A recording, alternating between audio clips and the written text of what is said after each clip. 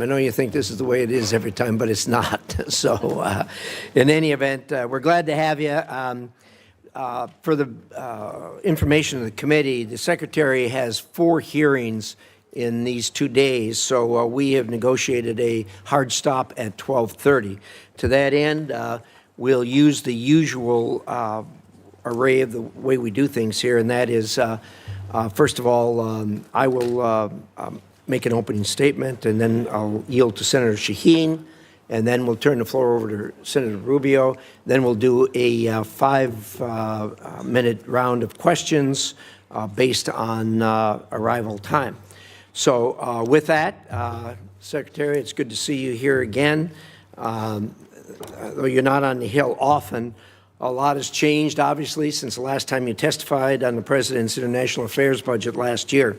The Department has undergone a major reorganization, making it operate more efficiently and more in line with America's interests, as we discussed before you even took the job, and that's been being executed, I think, quite well. At long last, foreign governments are being encouraged and, when necessary, pushed to live up to their responsibilities to respond to the needs of their own citizens. America will stand up by our allies and provide life-saving assistance to people in their hour of need, but we are not the world's ATM. And so the Department is testing new ways of providing strategic assistance and breaking the cycle of dependence on aid. Renewed emphasis on trade over aid will help the American people and lift up countries around the world. This is American generosity and ingenuity in action. Through this budget, the administration is holding UN organizations to account, badly overdue, and alongside Ambassador Waltz, making sure American values are leading in international organizations. You've made securing the Western Hemisphere a top policy and budget priority and have successfully reduced illegal immigration at the southern border to the lowest level in half a century. That has not gone unnoticed. You've helped curb the trafficking of illegal fentanyl into the United States, saving countless lives. The budget prioritizes countering China's unfair trade practices, expanding military and malign influence operations around the world, and which pose some of the greatest threats in modern history to the American people. At the same time, you've been working to ensure these efforts are strategic, targeted, and effective, and we appreciate that. The administration has also taken care to ensure taxpayer dollars don't go to those who are able but unwilling to pay for their own defense. Through concerted effort by you and your colleagues, our NATO allies have increased their defense spending and have committed to reach the 5% by 2035. This is a major change from the way you and I used to deal with this for the decade or more before this. Together, we need to create a next-generation NATO that is stronger, more interoperable, and takes advantage of the industrial potential of American and European economies. We also must continue to coordinate with our European partners as they take greater responsibility for supporting Ukraine and work with our partners to deny Russia's strategic gains. The administration has prioritized efforts to end conflicts in Africa, which undermine decades of investment in economic growth and global health security. All is not well there. The latest Ebola outbreak in eastern Congo, now affecting the entire region, highlights how conflict and humanitarian crises abroad threaten the health and security of the American people here at home. I know the Department is working hard to protect us from this threat, and I look forward to hearing how the budget supports these efforts. And, of course, the administration has taken decisive action to protect American citizens from the threat posed by Iranian nuclear capabilities and ambitions. On behalf of the American people, thank you for your hard work on that. You and I have been through this before, and we know how difficult it is. Change is hard, but it is also necessary. Your efforts to make the State Department more responsive to the needs of Americans will help us all meet the challenges of the 21st century. I look forward to discussing how the budget will further those efforts. With that, I will turn it over to the distinguished ranking member, Senator Shaheen. Well, thank you, Mr. Chairman. Good morning, Secretary Rubio. Mr. Secretary, you were a senator. You sat on this committee. You sat on the Intelligence Committee. You know as well as anyone that effective American foreign policy requires a strong partnership with Congress. Allies need to know that our commitments can stand the test of time, and that only happens if Congress is brought into the discussion. Congress cannot be a partner if it's kept in the dark. I have a long list of unanswered requests sitting on your department's desk. And Mr. Chairman, I'd like to ask that these letters be submitted for the record. They'll be submitted. Thank you. I've requested a briefing on changes to U.S. force posture in Europe. And after 33 days, we still have no response. We've requested a briefing from the Iran war on displacement. After 90 days, we still have no response. We've asked for a briefing on Ukraine on a number of issues. After 180 days, we still have no response. We've asked for a briefing on lifting Milorad Dodik's sanctions. And after 225 days, we still have no response. We've asked for a briefing for the U.S. Agency for Global Media. No response after 344 days. The Romanian visa program termination. We've followed up 5 times over 435 days, and we've still gotten no response.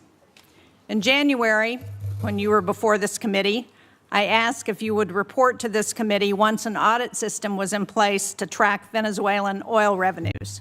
You said, and I quote, "Oh, absolutely, yeah. We are still waiting." And when you do notify Congress, it's to inform us of decisions you have already made. That is not consultation, as you well know. That is not advice and consent. Congress has been clear on a bipartisan basis. We do not want to cede ground to China. Yet this administration is closing consulates and cutting funding in the Indo-Pacific. The same pattern extends to global health. USAID supported Ebola detection and prevention activities in DRC and Uganda for years. And we can see in this poster, even Elon Musk admitted that one of the things we accidentally canceled, very briefly, was Ebola prevention. Well, those programs were dismantled. And today we have to screen for Ebola at Dulles Airport rather than in the DRC and Uganda, more than 7,000 miles away. You're asking for a 44% reduction in the State Department budget. That includes eliminating funding to the World Health Organization. It includes eliminating all disease-specific funds in the middle of an Ebola crisis that's affecting Americans. Yet, no one from your department can explain to us why this is a good idea.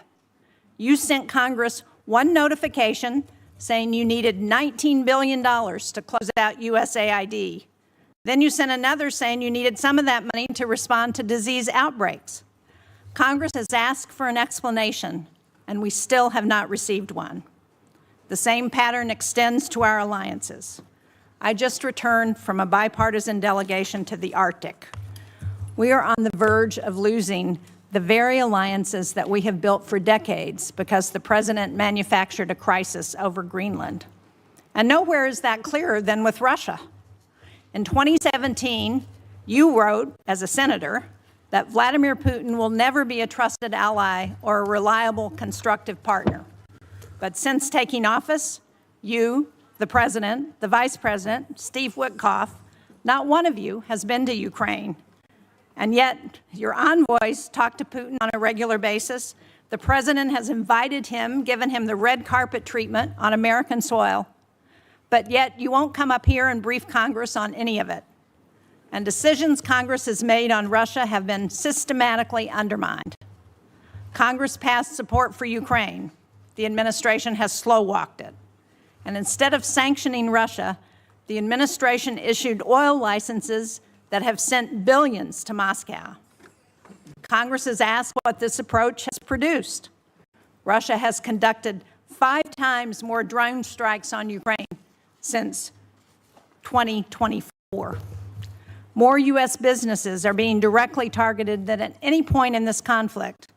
And Russia is providing targeting intelligence to help Iran hit our facilities and personnel in the Middle East, while we're helping them fund this war. When I talk to my constituents, they ask for economic relief at home. not regime change in Havana or Caracas or Tehran. Instead, you sent Congress a war powers notification saying we are not in active hostilities with Iran, while the U.S. was conducting strikes against Iran and Iran was bombing U.S. embassies and bases throughout the Middle East. That was not consultation. It was an attempt to avoid answering to this committee and this Congress about this war. Congress has asked basic questions about the war. Why are roughly half of our Patriot interceptor stockpiles gone? Why does the Strait of Hormuz remain closed? Why is gas up $1.50? Why did 13 American service members lose their lives in this war? Congress deserves to know why, and Americans deserve to know why. Mr. Secretary, you would not have stood for this kind of stonewalling by the administration when you were a senator, and you certainly shouldn't stand for it as Secretary of State and National Security Advisor. Thank you, Mr. Chairman. Thank you, Senator. We'll now proceed to a round of 5-minute questions. I'm sorry. We'll try. Did you want to? We talked about that. Do you want one? We actually talked about that, but he thought that questioning might be easier. Why don't you go ahead? I have it in writing. You want me to read it? Give us your best shot. Okay. Well, thank you for having me here. There'll be a lot to talk about today, and I just want to remind everybody, you know, our foreign policy is one that's solely focused on the national interest of the United States of America, on the defense of our country, both its military defense and our security, but also our economic security and the vibrancy of our economy, our sovereignty, and our future. We believe that America should lead the world, and I believe that we are, and we'll have a very good story to tell about that. American leadership, however, should always be on behalf of the American interests. I say this because I think over a period of time in our foreign policy, we lost focus on that. The reality of it is that our foreign policy, first and foremost, must always be what is in the national interest of the United States of America. And determining the national interest oftentimes requires us to make pragmatic decisions. Sometimes in foreign policy, the choices are not between a good choice and a bad choice. It's between two less than ideal choices, and you're trying to figure out which one of these two choices is the one that is best for the United States and least harmful to our interests. And that plays out every single day. That said, we remain the world's sole global superpower, the most powerful country on earth. We have the largest economy. We have the most formidable and powerful military ever known to man, by the way. Our dollar remains the reserve currency of the world. Our language is used extensively throughout the world to transact all sorts of business and many of our engagements.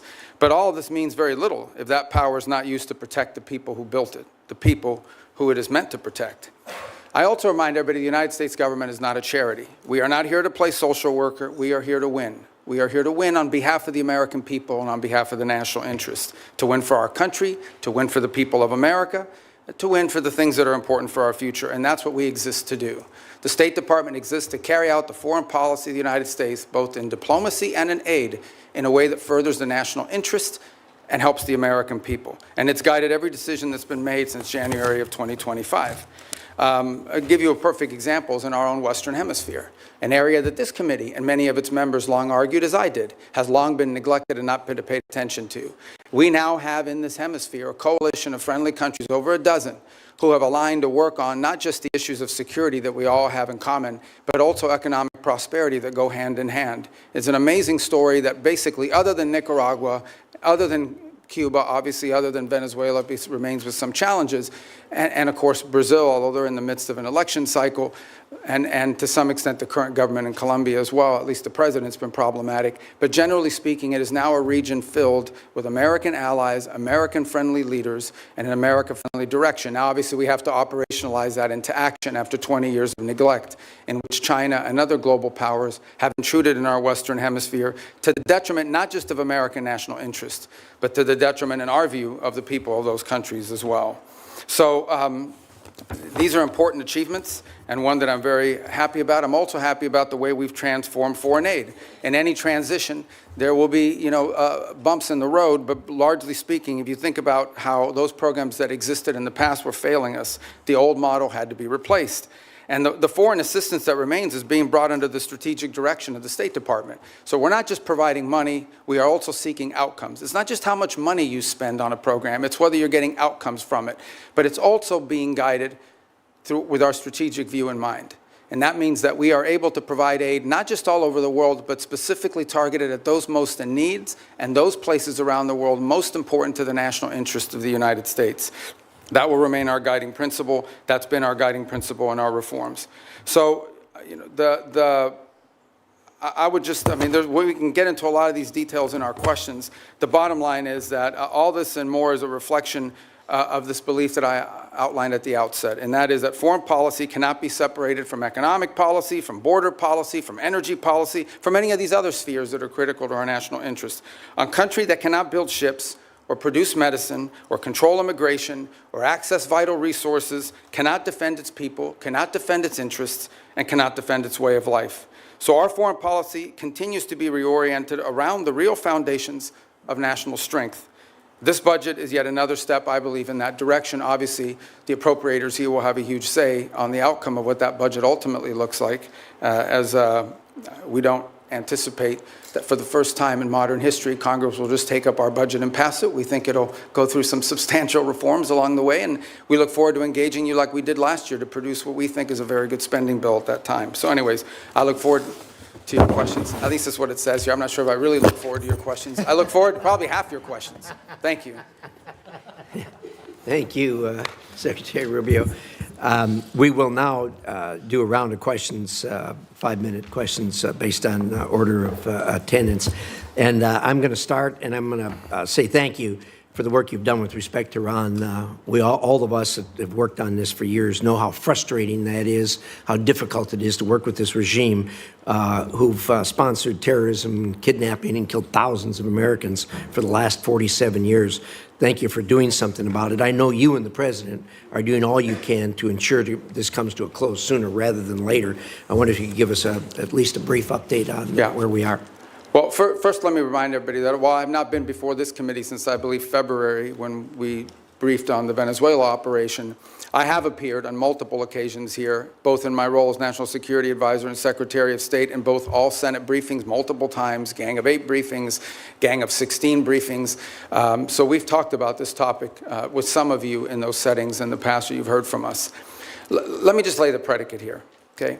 Iran's desire to build a nuclear weapon was going to be effectuated behind a conventional shield. They were going to build for themselves so many missiles, so many drones, so many conventional weapons, including a Navy, that at that point there's nothing you could do about it. What they tried to do is they were going to try to build a conventional shield and hide behind that conventional shield and basically say to the world, if you come and do anything about our nuclear program, we will overwhelm you with missiles, we will overwhelm you with drones, and we will overwhelm you with our Navy, and you will not win. You will not be able to do anything about it. They were seeking that point of immunity, which is why the President chose to act, to deny them that point of immunity. Operation Epic Fury, some of you didn't like it, some of you did, was highly successful in achieving its military objectives, which is dramatically reducing the defense industrial base of Iran, the ability to build these missiles and to build these drones, especially the missiles program, substantially degraded. A substantial percentage, and I'll leave the exact numbers to the Department of War because I'm not a general and I'm not here to speak as a military planner, but a substantial degradation in the number of launchers that they have as well. They still have a lot of drones because these are easy to make. We all know it's not an Iran challenge. This is a global challenge. And it's playing out every single day around the world. I mean, Mexican cartels are using UAVs against each other. And we should imagine at some point may even use it against our interests. So this is a pervasive problem around the world. The economics of it are something we have to solve for. But nonetheless, even their drone building capability has been eroded. Today, there is no Iranian Navy. There is no such thing. There's a bunch of Boston whalers with machine guns on them, but there is no Navy. There is no Iranian Navy. It lies at the bottom of the ocean and will soon, within a number of years, be prime fishing spots because they'll turn into reefs. So my whole point is that the Iranian conventional shield has been substantially eroded. Now, in the aftermath of that, two things have happened. The first is they entered into a ceasefire. We agreed to stop. But part of that agreement was that they would reopen the straits. They did not. At which point the President decided, and I think appropriately, we can't have a world in which only Iranian ships get through the straits.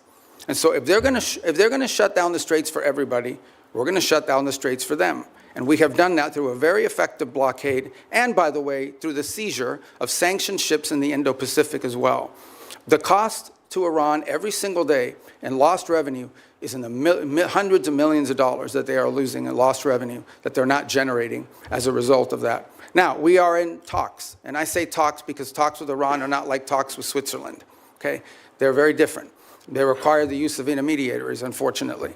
But there is the prospect before us, which could happen today, it could happen tomorrow, it could happen next week, that for the first time, certainly in my memory, they have agreed to negotiate aspects of their nuclear program that just a month ago, just a year ago, they were refusing to even mention, much less enter into discussions about. That is not a guarantee that ultimately it will lead to a deal that's acceptable to the Senate or acceptable to the American people. But we'll be able to engage them in a process to truly test the proposition of how far they're willing to go. Complicating that process, unfortunately, is their internal regime is somewhat fractured in the sense of it takes days to get responses from their system. We can go into more depth in your follow-up questions. But we're hopeful that something like that could happen in which the straits would reopen, we would enter into a period of negotiations on very specific topics, delineated negotiations, in the hope of reaching an outcome that's acceptable to us and something that they would be able to do as well. If it doesn't work out, then obviously we still have a problem with respect to their nuclear ambitions. But what they won't have is the conventional shield to hide behind any longer. Thank you, Secretary. I'm going to ask one more question. Hopefully this will shorten as we go around. There'll be more questions, obviously, on that topic. But I know you just got back from China not long ago. Could you give us a quick update on the state of U.S.-China relations? Yeah, look, I mean, China and the United States are the two largest economies in the world, the two most powerful militaries in the world. The Chinese government and the U.S. government have to speak. I mean, it's not a choice here. We have to have some measure of communication, if for nothing else, in order to de-escalate potential points of conflict that could lead to something broader. There are obviously very significant irritants in our relationship with China. Some of these are long-term problems that we know we're going to have to address. And so what we're trying to do is manage a period of strategic stability while recognizing that there are areas of our relationship in which we are going to have struggles, not just for years, but perhaps for decades. We recognize this. But I think as much as anything else, we have to recognize that the United States and China have to be able to have points of dialogue and speak to one another. As I said, for no other reason than to be able to have a communication channel. I think in our meetings, it was abundantly clear which are the areas that we do not have strong alignment or agreement on. We understand that there are areas in which long-term we're going to have some real challenges, whether it's supply chains. Put it to you this way. Let's leave China aside for a moment. The United States, and I would argue the world, cannot depend on one country for 90% of anything, especially 90% of things that are critical to our economies, not from our weapon systems to our pharmaceuticals. We just can't live in a world in which we rely on anybody for 90% of what we get in one sole source that could be cut off at any time as leverage against us or punishment or in a time of conflict. And so we are actively searching and have plans in place, and we're implementing these to diversify where we get critical minerals, where we get our supply chain, secure that supply chain.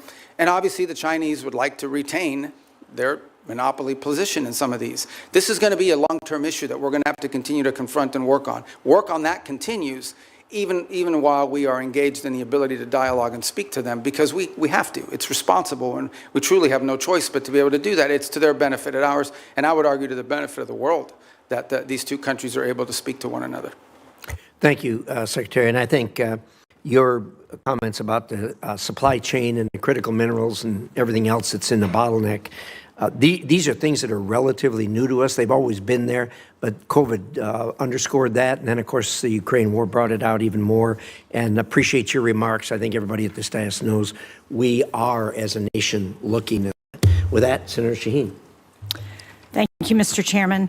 Mr. Secretary, at this budget hearing last year, you testified that no one had died as a result of foreign aid cuts. Sadly, I think we're seeing in real time that that's not true today.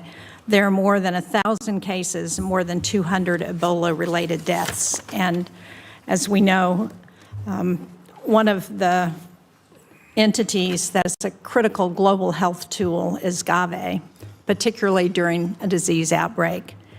It plays a role in distributing Ebola vaccines, and it has committed up to $40 million to develop a vaccine for the current Ebola strain that has no vaccine right now. So how are you making sure that Secretary Kennedy, who has been sitting on those funds for months now, is going to release them so that they can go to help develop a vaccine to address the Ebola outbreak? Yeah. Well, a couple points on Gavi. I would say that the president had asked that we allow Secretary Kennedy to play a leading role on the Gavi decision because of his strongly held views with regards to vaccine safety, and he wanted them to conduct some reforms. I actually talked to Senator Schatz about this last week as well, and so the State Department's going to be re-engaged. I'm not here to tell you we're going to yank this thing and we're not going to listen to his points of view, but the State Department a few weeks ago made the decision that we were going to re-engage on this issue of Gavi, respecting what HHS views on it are as well, and we want to take their input, but we'd like to get this issue resolved in an outcome that's acceptable, both to Congress and also to our goals on global health. So it is an issue. As I said, I wouldn't use the word defer, but we have certainly allowed him to play a leading role in determining what we're going to do next. But right now, we're sort of at a stage where we are going to re-engage. We need to drive this to an outcome. I couldn't agree more. And so do you commit to using the $2 billion that Congress has appropriated for global health to actually help fund global health security? Well, we do fund global health security beyond Gavi, by the way, and we can talk about that. We can talk about the compacts, I think 32 that we've now entered into with countries all over the world. We have a new agreement with the UN as well that they're very happy with. The Global Fund, we've hit our cap. We are at our 33%, and we've actually been able to attract additional donors from around the world to contribute to it. On this specific item, I would say we intend to get this resolved. We want to get this resolved. It's an important part of our matrix. We will follow up, and I hope you will share with this committee as soon as you get it resolved. I want to go to Russian oil sanctions and general licenses, because President Trump gave Russia a lifeline, allowing it to sell oil globally through licenses issued by the Treasury Department. While I think the administration should have known that the Iran war would make Russian oil more desirable, they decided to remove the stigma on that oil and give an extra windfall of cash to Putin. So can you let us know whether you believe, or whether you will support extending those licenses, when it comes back up mid-June? Yeah, a couple points. First of all, the two things have happened. The one is actually the U.S. production and U.S. playing a role in the global energy supply has increased. I think we had our largest amount of exports from the United States we've ever seen. So we've also benefited from this, and our energy dominance has really come into play. The Russian waivers were a decision. These are the policy, the underlying policy remains on the sanctions. What has changed is these time-limited extensions to sort of try to alleviate the global, the problem we're facing too is there's a contagion potential, and that is that at some point we can do strategic reserves, we can do some of the other things that we've done to sort of alleviate global supply, but at some point you have to ensure, and this is not so much for us. At the end of the day, our economy is not in need of it, but there are other economies around the world that have benefited from this. So these are time-limited extensions that ultimately at some point will expire. We've certainly benefited China and Russia's economy. Well, China doesn't. I mean, China refines oil. They import a lot, but they refine oil, and but they also benefit from Russian oil. But my question for you is, can you commit not to extend the general license again when it expires on June 17th? Well, that ultimately is a decision that's made by Treasury, but I will tell you, it depends on the circumstances at the time. We would like to end it as soon as we possibly can, because the underlying policy of this country has been to sanction their oil. These are time-limited waivers for the purpose of opening up more global supply. I understand that, but if we continue to extend them, they're not time-limited.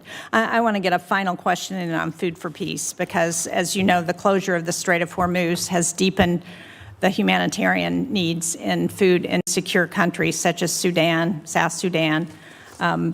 And yet, in your opening statement, you said that our aid targets those who are most in need. But I think it's very concerning that the country selection process for Food for Peace, which I understand is led by the Department of State, includes only 2 priority countries from World Food Program hunger hotspots. That's Haiti and the Democratic Republic of the Congo. So the question I have is, why are we adding countries that aren't facing acute food insecurity, like El Salvador, Guatemala, and Rwanda? Why are we not helping countries who are facing acute, well, famine in some cases, Sudan, Gaza, Afghanistan, Nigeria, Syria, Somalia. These are all countries that have humanitarian crises, and yet we're helping countries that don't have acute food Yeah. No, insecurity. so a couple points. First of all, on Gaza, we have spent hundreds of millions of dollars, including after the ceasefire, and providing through the World Food Program and other entities, and we continue to do so. I think if we're not the world's largest donor, I'd be surprised, because it's a massive amount of money that we've provided through those mechanisms of various means. On the point of Sudan in particular, the complication in Sudan, which I wish were different, and we're very involved in this. I mean, I had a meeting on Sudan yesterday. The problem in Sudan has largely not been our unwillingness to provide funds. We are willing to step forward, and we have the flexibility through what we've been able to do with foreign aid to surge up that. It's been distribution. It's been the ability to get that. So as an example, in these conversations we're having between the warring sides, one of the things we're trying to identify is 4 safe spots where people can go receive humanitarian care assistance, where we can actually have the outside groups, the NGOs, international organizations that we contract with, have the ability to go in and actually deliver the food without having their trucks hijacked or blown up or their workers killed. That's been the fundamental challenge in Sudan, is distribution. The distribution is being threatened because we don't have conditions on the ground that allow for it. And so to allocate money towards something that we can't distribute is unwise until we have that in place. That's deeply tied to the ability to have a peace deal, which I can tell you has been very frustrating. On the one hand, with Sudan, we had a donor conference in Berlin. I don't want to interrupt you, Mr. Secretary, but I'm out of time, and it doesn't explain why we are providing food for countries that are not insecure. I appreciate the challenges in Sudan. We have those challenges in many places, but because we have dismantled the distribution network when we eliminated USAID, we've exacerbated those challenges in countries around the world, and we are not providing the help based on humanitarian needs, and that's my concern. Thank you, Mr. Chairman. Senator Ricketts. Thank you very much, Mr. Chairman. And Mr. Secretary of State, thank you for being here. Really appreciate it. Good to see you. Communist China is trying to win the AI race, and they will use it, for example, to dominate our military if they're able to do that, and so many other ways. A world where Communist China is dominant in AI is very bad for the United States and for the entire world. That's why it's critical that us and our allies cannot lose this race.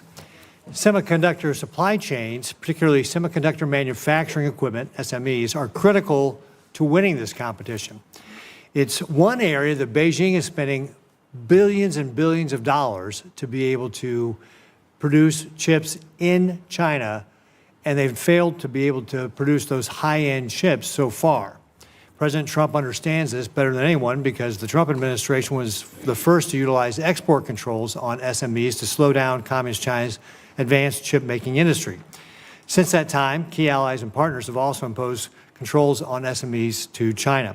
However, their controls have not been as restrictive as U.S. controls, and this has allowed certain foreign countries to backfill the Chinese market with critical dual-use tools. Secretary Rubio, do you agree that export controls on SMEs are critical to maintaining our technological advantage over Communist China? It is. It's actually where it's most critical is in the high end. The areas, that are not legacy, that are broader and that allow for that. I think on the broader point of AI, we share your view. One of the initiatives that I think Jacob Helberg's done a great job with at the State Department is Pax Silica, in which we signed up all these countries around the world. I think we're up to 13 or 14, and including ourselves and others who hope to join as well, in which we can create this global consortium for all of the elements of the AI supply needs. It's not just the innovation, it's obviously access to the minerals and the critical elements necessary in order to produce these chips and all the things that it will take to lead the world in AI. I think it is safe to say the United States right now is a global leader on AI.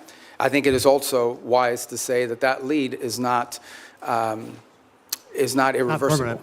It has to be sustained, and there will be a real challenge in sustaining it. And we're going to have to stay focused on it. The good news is I do think we have a system of global alliances that view it the way we do. And we want to lead on it because it's not just about leading the technology in AI, it's about also leading in the standards that will govern how AI is used. I don't want to monopolize this conversation on this point, but it's one that I think the Senate should think about because I know we're starting to think about it. AI will have very positive impacts on our economy and societies. it will also have some detriments. There will be white-collar jobs in this country that will be impacted. And I think we have to start thinking not simply about the impact that AI will have on those jobs, but the societal pressures that will create, not just in the United States, but in economies all over the world. Much like industrialization and automation did, it will make the worker more efficient and more valuable, but it will eliminate some jobs, and those jobs will have to be replaced with new jobs or new skills. That's not just an economic issue, that is a political issue. That, over time, could destabilize societies all over the world. So we have to start thinking about AI in those terms as well. You mentioned our allies. Shouldn't they have to follow the same sort of standards U.S. companies do when we're limiting the semi-manufacturing equipment that's going to Communist China? And that's our hope, is that we can create people that we can create a coalition of nations that understand the danger in this. And they're running through the same, some are better than others, but they're running through the same problems that we run into. And that is companies ultimately want to sell to the markets, and China's a large market. But I agree, and that's one of the goals behind Pax Silica, is to create unanimity or consensus behind that thinking. Well, Mr. Secretary, that's why I recently introduced the Match Act with Senators Kim, Risch, and Schumer to level the playing field. This bill would provide the State Department with the leverage in ongoing negotiations with our allies to align those controls. And if agreement cannot be reached, it would ensure that foreign companies cannot sell the very choke point technologies that we have restricted. So I hope you'll support that as we move forward on it. One other thing I just want to hit before my time runs out here is that I was the co-sponsor of a bill to create the U.S. Foundation for National Security and Counterterrorism. This is a foundation that would be a public-private partnership. It would help counter traffickers and insurgents operating in ungoverned spaces around the developing world, such as Africa. The State Department, however, is not for over a year and a half now, launched this foundation, and I'd encourage you to work expeditiously to implement it. I think this is something that, as we're talking about, especially the continent of Africa, can be very helpful to making sure that we're not only helping conserve the environment and helping animals, it's bad for terrorists. Thank you, Mr. Chairman. Thank you. And look at that, I kept it in my time. Good job. Can you do as well, Senator Murphy? I'll do my best. Thank you, Mr. Chairman. Thank you, Mr. Secretary, for being with us today.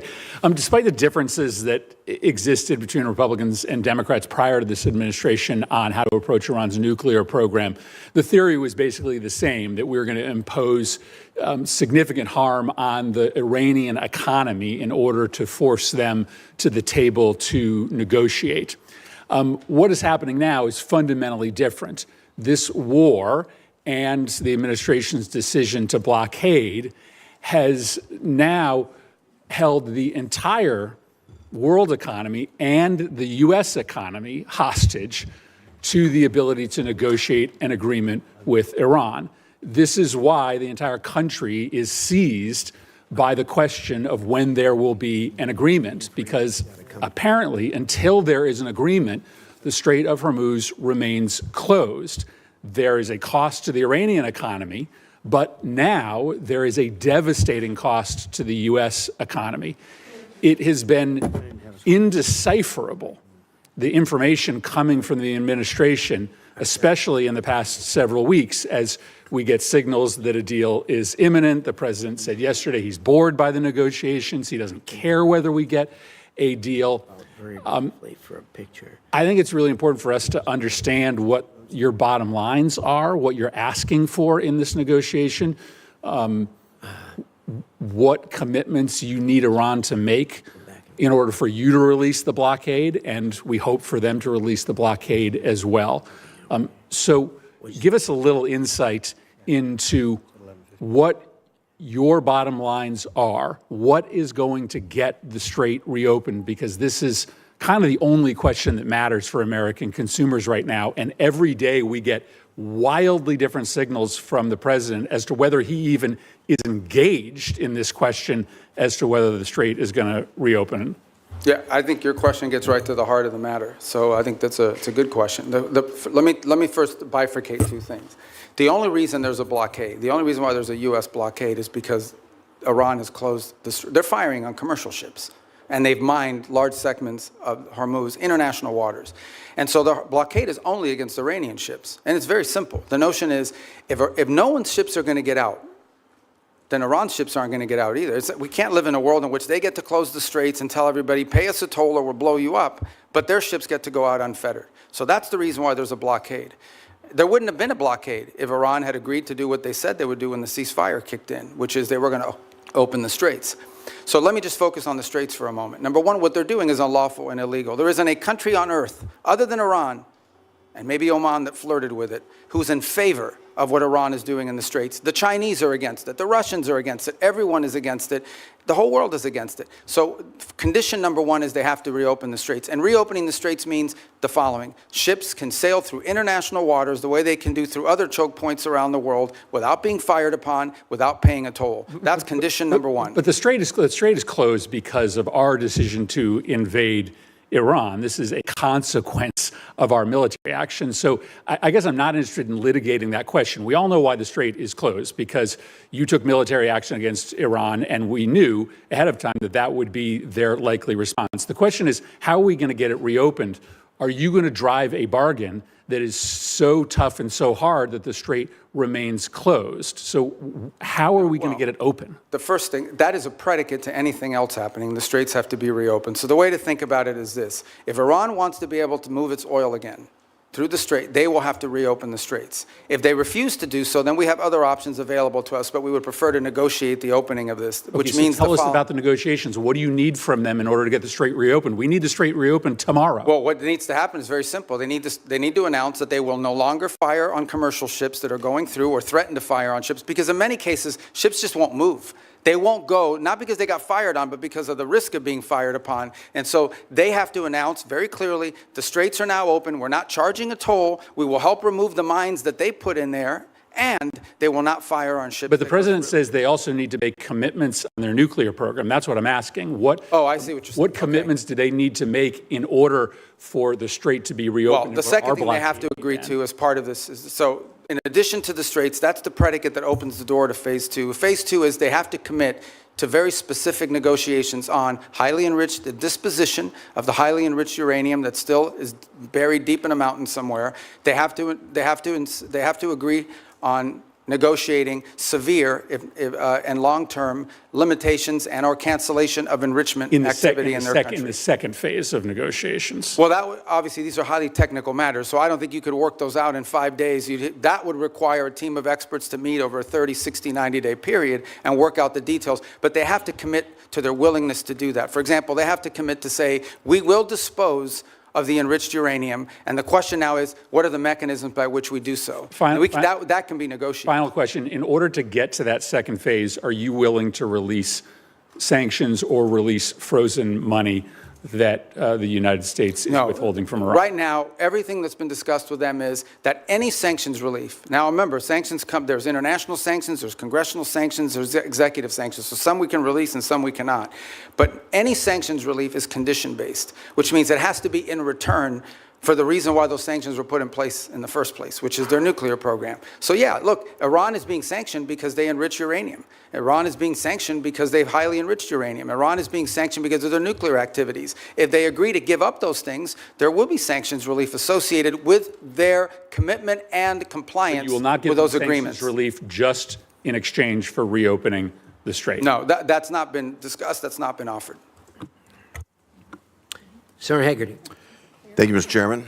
And Secretary Rubio, it's good to see you here. I want to commend you and the administration for actually implementing a foreign policy that advances America's interests. Thank you.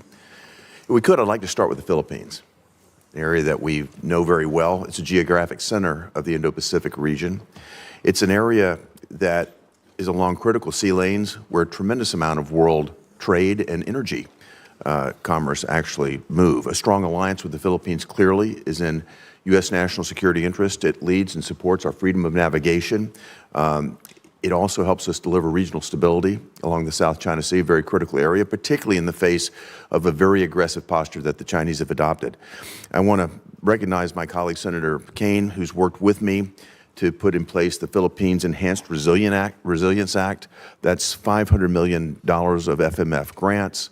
It's $1 billion of loan and loan guarantees per year to strengthen the Philippines and the United States alliance to make us more interoperable and more capable.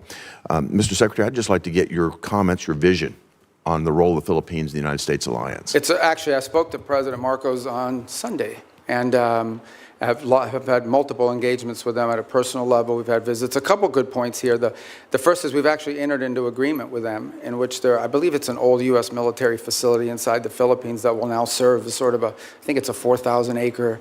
I'm very familiar with the area. Yeah, you know it. And that we'll be able to do a lot of our activities together with regards to our joint interests in developing on AI and high tech and diversifying and helping diversify their economy.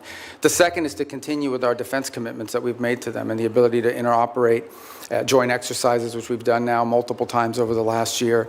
Obviously, we're very concerned with Scarborough. We've seen in recent days, and we've demarched and made a very clear note.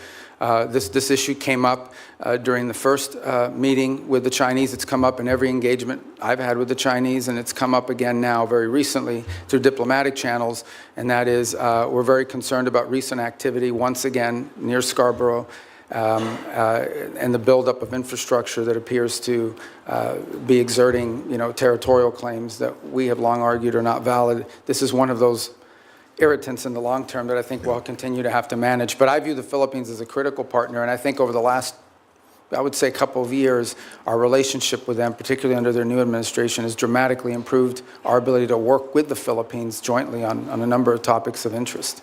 Well, I want to commend you. The 4,000-acre Luzon corridor is anchored by the Subic Bay project, which, when I was ambassador to Japan, worked very hard to get that back for America. And I see that as a tremendous opportunity for us to deepen our economic ties. And of course, that has, as you mentioned earlier, tremendous national security. Yeah, can I just add one point? There is, some desire during their chairmanship this year of ASEAN to reach a sort of code of conduct understanding in the Indo-Pacific. And while I understand that desire, I just want you to know, and perhaps many of you can help us in making this point, a bad code of conduct agreement is worse than no code of conduct agreement at all. And I think that's very important because they are under withering constant pressure in the region to agree to a code of conduct in the region that I think would be detrimental, would set a precedent that I think is very dangerous in the law. So we'd love to see one, but it has to be a good one. We don't think that's possible under current conditions, and a bad one is worse than none at all. Your point's very well taken. Look forward to working with your team, Mr. Secretary, to advance that. Can I turn to another issue of concern, and again, it's joint concern? Senator Kaine and I both worked on this, and that is the actions that have been taken by countries that have been perceived as our allies against U.S. business interests and against U.S. investments in their country. Particularly, I'd like to point to the example of Vulcan Materials. That's a situation where a U.S. company put billions of dollars of investment into the Yucatan Peninsula, both in port facilities and in quarrying operations, only to be confiscated by the Mexican government. Then the Mexican government came back in arrears, by the way, retroactively tried to justify this taking as some sort of environmental move. Sadly, we had to fight pretty hard, the previous administration, to not allow this to happen. And I think it's going to take more bipartisan effort, certainly you'll have it from here in Congress, to push back on any government's effort to try to confiscate American corporate property. What that will do is have the effect of minimizing or basically reducing the incentive or de-incentivizing our foreign investment in other countries, which again I think hurts the mission that you're on. I'd love to get your perspective on how the State Department will stand up for American investments overseas. We do every day, and in fact, one of the great benefits of our reorganization is that it has empowered the regional bureaus. You used to have a set-aside economic bureaus that would do these things separately from the missions in the field, and having been a former ambassador, perhaps you experienced that. We've now empowered the regional bureaus, and through it, by extension, the embassies, to play a leading role in economic diplomacy. And so I would argue that virtually every engagement I have with a foreign leader involves some economic component to it. Right. And I would say if you talk to our chargés and our ambassadors around the world, I would say more than 50% of their engagements now have to do with economic matters, and they involve one of two things. Either A, finding creative opportunities. In essence, the host country will say to them, we have these areas, these industries of investment. And the embassies will take an active role working with the Bureau to identify American companies who could potentially go down there and see if there's an opportunity for them. And the second is what you just pointed to, and that is protecting existing American investments. Because the point we make with everyone we interact with is you can't ask for American investment into your countries when you have a history of expropriating, of takings, and in some cases, it's a local official that's trying to extort an American business and say, hey, I'm the sheriff or I'm the local police officer. If you don't pay us, your workers won't show up to work tomorrow. We have problems like that as well around the world that involve the local level. And it's become a leading part of our diplomacy. And it's happening at the embassy level, which is where I think it really needs to be led. That's where your field generals are, and I applaud the sea change, and you know you've got support on a bipartisan basis here in the Congress to move this forward. Thank you, Mr. Secretary. Thank you, Senator Hagerty. Senator Kane. Thank you, Mr. Chair, and thanks to Senator Hagerty for mentioning our work together in Philippines and Mexico. Mr. Secretary, you won't be surprised that I'm going to ask you about the Western Hemisphere. You and I traded the gavel and the ranking on the Western Hemisphere subcommittee when you were on this committee, and that was good, productive work. I want to ask you about Operation Southern Spear, the operation to strike boats in the Pacific and the Caribbean that dozens of operations have now killed more than 200 people. Have you been involved as Secretary of State or National Security Advisor in discussion about the targeting criteria that are used to decide which boats we should strike? No, but not because I've avoided it, but because those are largely legal decisions, right? But if you haven't been involved in discussion, as the National Security Advisor, are you aware of what the targeting criteria are? Yeah, I mean, they go through so every strike has a legal officer on the deck that has to make a determination about whether the call is legal or not. And this is done by the Department of War, the way it's been done in other theaters around the world. Here's what I want to ask you about. So you're generally aware of the targeting criteria. I am not allowed. I know what the targeting criteria are because of briefings I've had in this committee and the Armed Services Committee. It's all been in classified. And I'm not allowed to discuss the targeting criteria because they've only been shared and classified. But I don't think I'm prohibited from describing things that aren't targeting criteria. So I'll give you an obvious example. Everyone on the boat is right-handed. That's not a targeting criteria. That would be ridiculous. Everyone on the boat is what? Everybody on the boat is right-handed. That's not a targeting criteria. It's obviously not a targeting criteria. It would be improper for it to be a targeting criteria. Here's one that's not so obvious and that surprised me.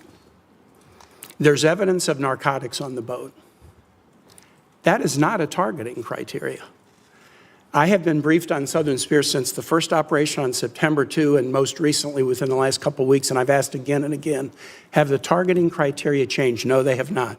What are the criteria? Here's what they are. I can't describe it here. But the presence of narcotics on the boat has never been a targeting criteria. Would you have any ability to explain? And the administration could have picked that as a targeting criteria. They chose items that were targets, that authorized the use of the U.S. military to sink boats and kill people, but they have not used the presence of narcotics on the boat as one of the targeting criteria. And I would suggest to my colleagues, if you go look at the individual files of all the strikes, and I've looked at the first 46, they are consistent with what I've just said about something that's not on the list of targeting criteria.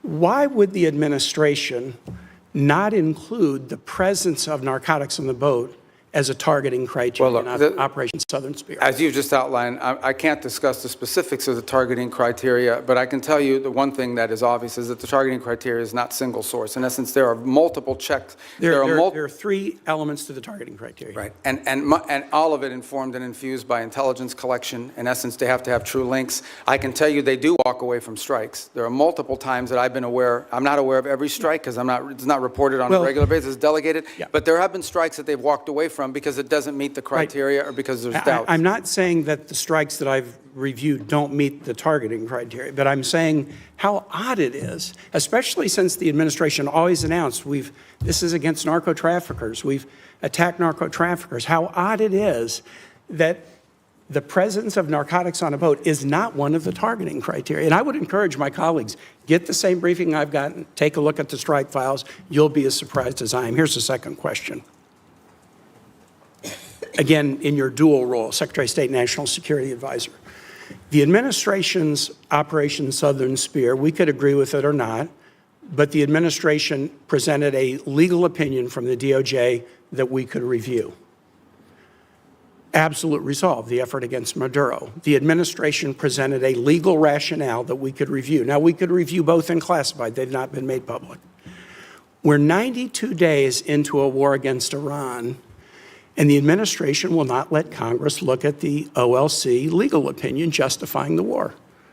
Intel committee members, SFRC members, Armed Services Committee members, rank and file members, the administration will not make it available to us. Now, you can imagine, A, we're the Oversight Committee. B, you're here asking for a budget, and in the Armed Services Committee, they're asking for $1.5 trillion, an increase of 40% over last year's budget, but won't let us see the legal opinion. And Mr. Secretary, you know what kind of thinking we do. If you've showed us the legal rationale for 2 wars and you won't show us the legal rationale for the third, is there something in the rationale they don't want us to see? Is there a dissenting opinion that says it's not legal? Are there conditions like you can't strike civilian infrastructure like schools and bridges? Are there factual assertions like the war will be over in 2 days or Iran will never close the Straits of Hormuz? By not sharing the legal opinion with the Article I Oversight Branch, you give us the opinion that there's something in there you don't want us to see. Could you use your influence as the President's Chief National Security Advisor, Secretary of State, NSA, to get the administration to share the Iran war legal opinion with Congress? Well, look, first of all, obviously the Department of State does not develop the legal opinion. That's But the you're Office the of national, Legal Counsel. you're the Chief National. So I think what you're asking is why haven't the Office of Legal Counsel provided it? They don't work for the National Security I'm Council. actually They don't work for asking, me. will you use your influence as Well, I will President's certainly Chief inquire as to National why. Security Here's what I'll do. Advisor? I can certainly inquire as to why it has not been available. I don't think there's a reason why. I am not aware that. In fact, my understanding is they have provided documentation to the committee and Not the opinion. as part of the war. Not the opinion. Well, that's different. And you wouldn't accept that. All right, well, let if me you were take sitting that on back this and ask side the of Office of dais. Legal Counsel. But it's certainly, they provided the legal rationale for the strike. You're asking for the actual written opinion the way it was Which in the they other. provided us All in right, I Southern understand. Spirit and Absolute Resolve. I'll Thanks, take Mr. that Chair. back. Thank you. Senator Lee. Thank you, Mr. Chairman. Thanks, Secretary Rubio, for being. You look like rickets. I apologize. This threw me off a second. Well, look, bald is beautiful, and we can't help that. But thanks for all of your efforts. You are a very effective spokesperson for not only President Trump and the administration, but for the United States, and I'm grateful for that. Was wondering at the outset if you could talk to us a little bit about the fractured Iranian regime and how that might be making negotiations more difficult. One of the things I've wondered, for example, are whether the diplomatic Iranian channels are sort of crosswise, at odds with, or working hand in glove with the IRGC, which is itself causing a lot of these ceasefire violations, or is it all sort of coordinated chaos to try to undermine and tip the scales in favor of Iran in the negotiations? Yeah, that's a great question. Let me try to give this answer to you in a way that's not boring or wonky, because it's been a shift. Obviously, the original Supreme Leader, the one that was there, is no longer with us. His son takes over. Nobody hears from him for a month. By all reports, open source reporting, I think you've all seen it.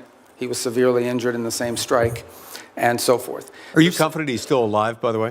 Yeah, I think there's indications that, in fact, we've not heard from him publicly. We haven't seen him publicly, and I would imagine, given what's happened to multiple leaders in that system, being very public is probably not something that's recommended for them internally. But that said, I think there are indications out there that he is increasingly engaging at some level, although all of his communications have been in writing and through intermediaries. So the way to think about it is the following. You have the Supreme Leader, and understand that at the end of the day, the Supreme Leader in their system there really is no analogy to it in our system or anybody else's system. It is a theological office. It was the head of the Islamic Republic in the sense of the ultimate decision maker, and every major decision has to be run by them. They are advised by a council. It's not clear if it's 6 people or 8 people, but there is a council made up of both IRGC and other elements of the regime that surround that Supreme Leader. And ultimately, that council has to sign off on anything. And then there are the people you see on TV, like Arachi, who's out there every single day, and Golubov, who's the Speaker of the Majils, who's been playing a pretty prominent role. And they are the ones that they have sent to negotiations and so forth. It is our view of the system, as we understand it, and as it's been expressed to us both by the intermediaries and by Iran directly, that what Arachi and Golubov bring or take from us, they then have to run back to this council and ultimately get guidance from them. And that process oftentimes takes 3 to 5 days to get a response. Now, some of it is logistical. They're operating probably using couriers and things of this nature. Part of it is internal fissures on exactly what they should agree to or not agree to. I think the second point that needs to be driven in this regard is that there is evidence that there are communications issues within the regime as well. So, for example, it's pretty clear that at the outset of hostilities in the conflict, they had delegated decision-making to field commanders. And so oftentimes field commanders had delegated authority to act on a, let's say, a pre-operational planning that already put in place. And so unlike our system, where perhaps you know that the president or the secretary of war is directly making orders and decisions, or the chairman of the Joint Chiefs, in their system, a lot of decision-making at the tactical level, like which ships to hit and so forth, are being made at the commander level. So that's why from the outset it can look like fire-ready aim, but it's part of the design of the system, perhaps? Well, I think it was a design of the system in the sense of regime survival and the ability to operate in case there was decapitation strikes or people are removed. But let's go back to the essence of the negotiations. What's complicated them is you ultimately are negotiating with people who then have to negotiate within their own system to see what they're allowed to give and what they're allowed to agree to. What is abundantly clear is that Iran is facing severe internal economic. All the problems Iran had before this conflict not only are still there, but they're worse. All the things that led to the protests, all of these are worse than they were before. And I think there's definitely elements within that regime that understand it, and then there are other elements of it that are more immune to it and perhaps more resistant to making agreements. And so what we are working through is in many cases, is delays in getting the responses to people, and this is why you see reporting about there might be a deal in the next few days, because internally it takes time to get responses from them, sometimes upward to 5 or 6 days. Undoubtedly, they're using that to their advantage, sort of like the car dealer where the salesman has to go talk to his manager and make you wait and think about it for a while. Even more complicated than that. Even more complicated than that. One more question. I think we could benefit from hearing from you about the need to zero out funding for a couple of entities, including the National Endowment for Democracy and USADF. Can you tell us about that? Well, look, these programs, I think, have served a purpose in the past, and obviously there's a congressional role to play here, right? I mean, at the end of the day, these programs have had, especially the National Endowment for Democracy, has had support in Congress in the past. And look, I was here for 16 years. I understand that you're going to pass an appropriations bill, and the appropriations bill is going to have things in it that we don't have in ours. That's just the way it is. And we understand it. We'll make it work. But we are concerned, or have been concerned in the past, about organizations that sort of have lost their purpose and what they're advancing. And at the end of the day, look, we have a lot of resources. The United States is the richest country in the world. We have the largest government budget in the world, but we don't have unlimited resources. We still have to be able to strategically spend our money. And the State Department, you know, when I took over, a lot of people are like, oh, that's a mess. State Department's not that big. The majority of our employees are local hires overseas.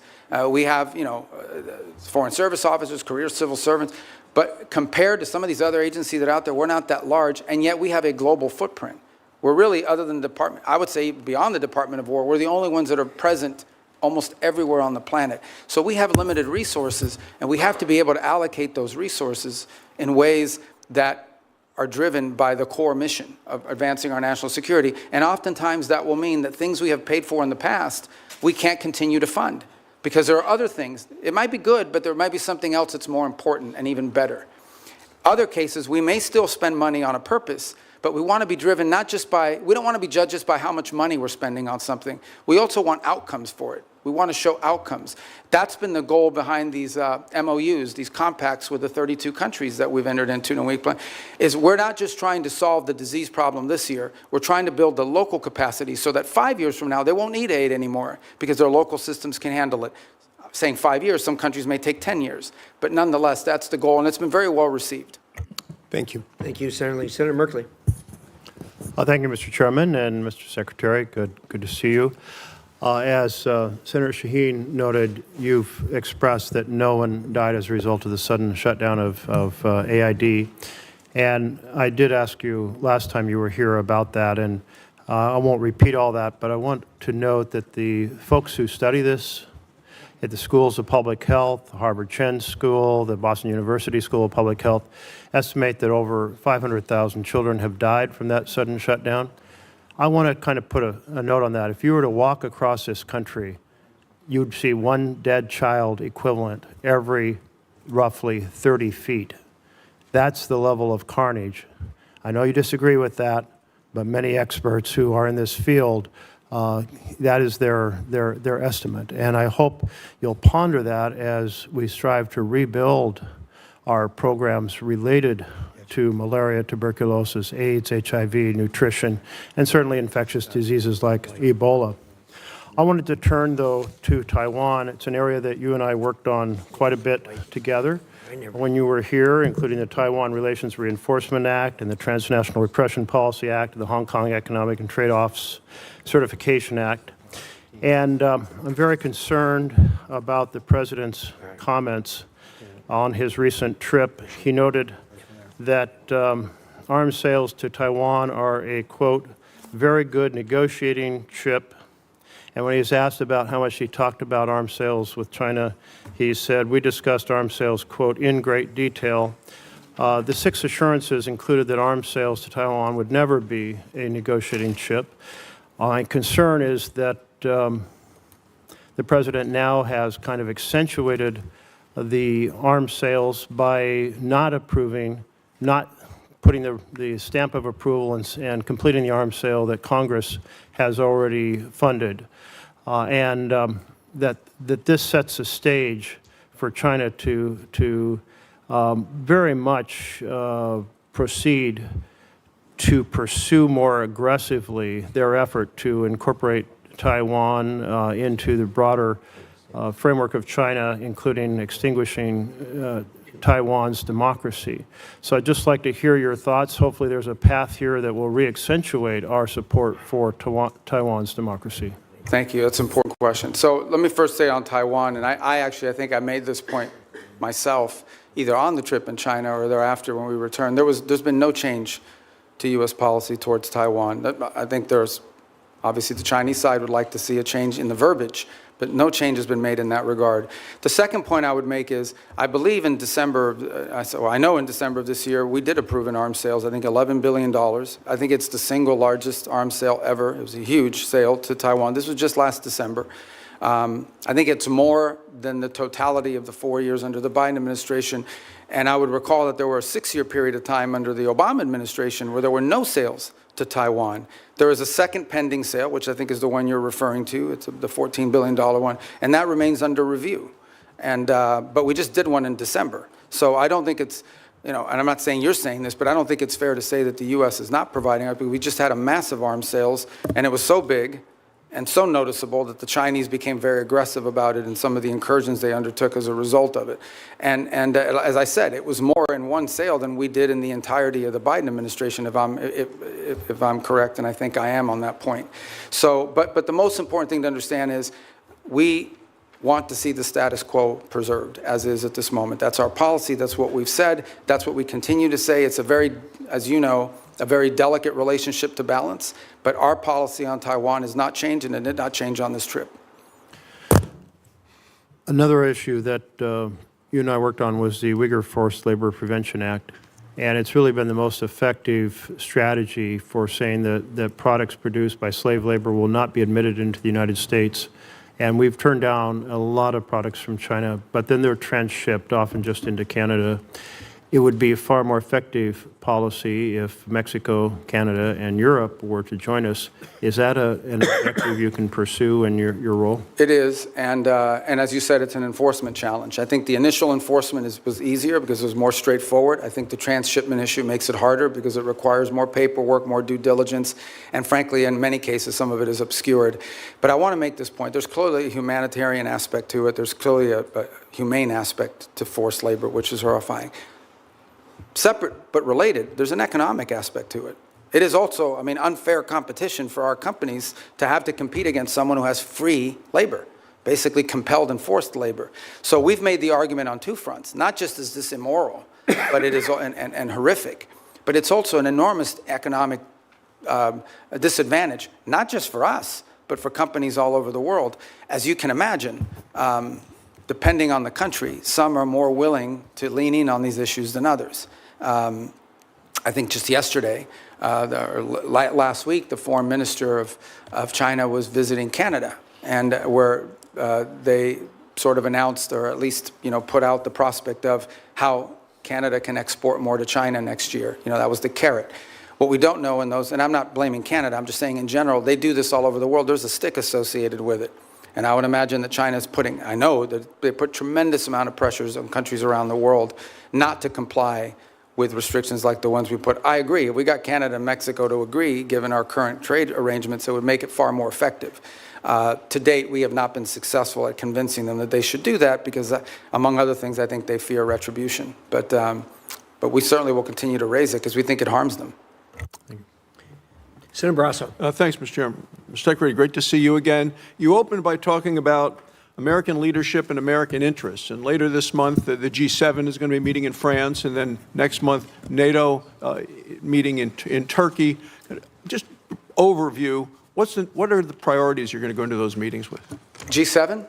G7 and NATO, yeah, coming up next month in this. Yeah. Well, NATO would be a fun meeting. Let's start with the G7 one. The G7 forum this year has largely been focused, obviously, because of the Straits. So when I went to the foreign ministers meeting in March, a lot of the conversations in April were about the Straits.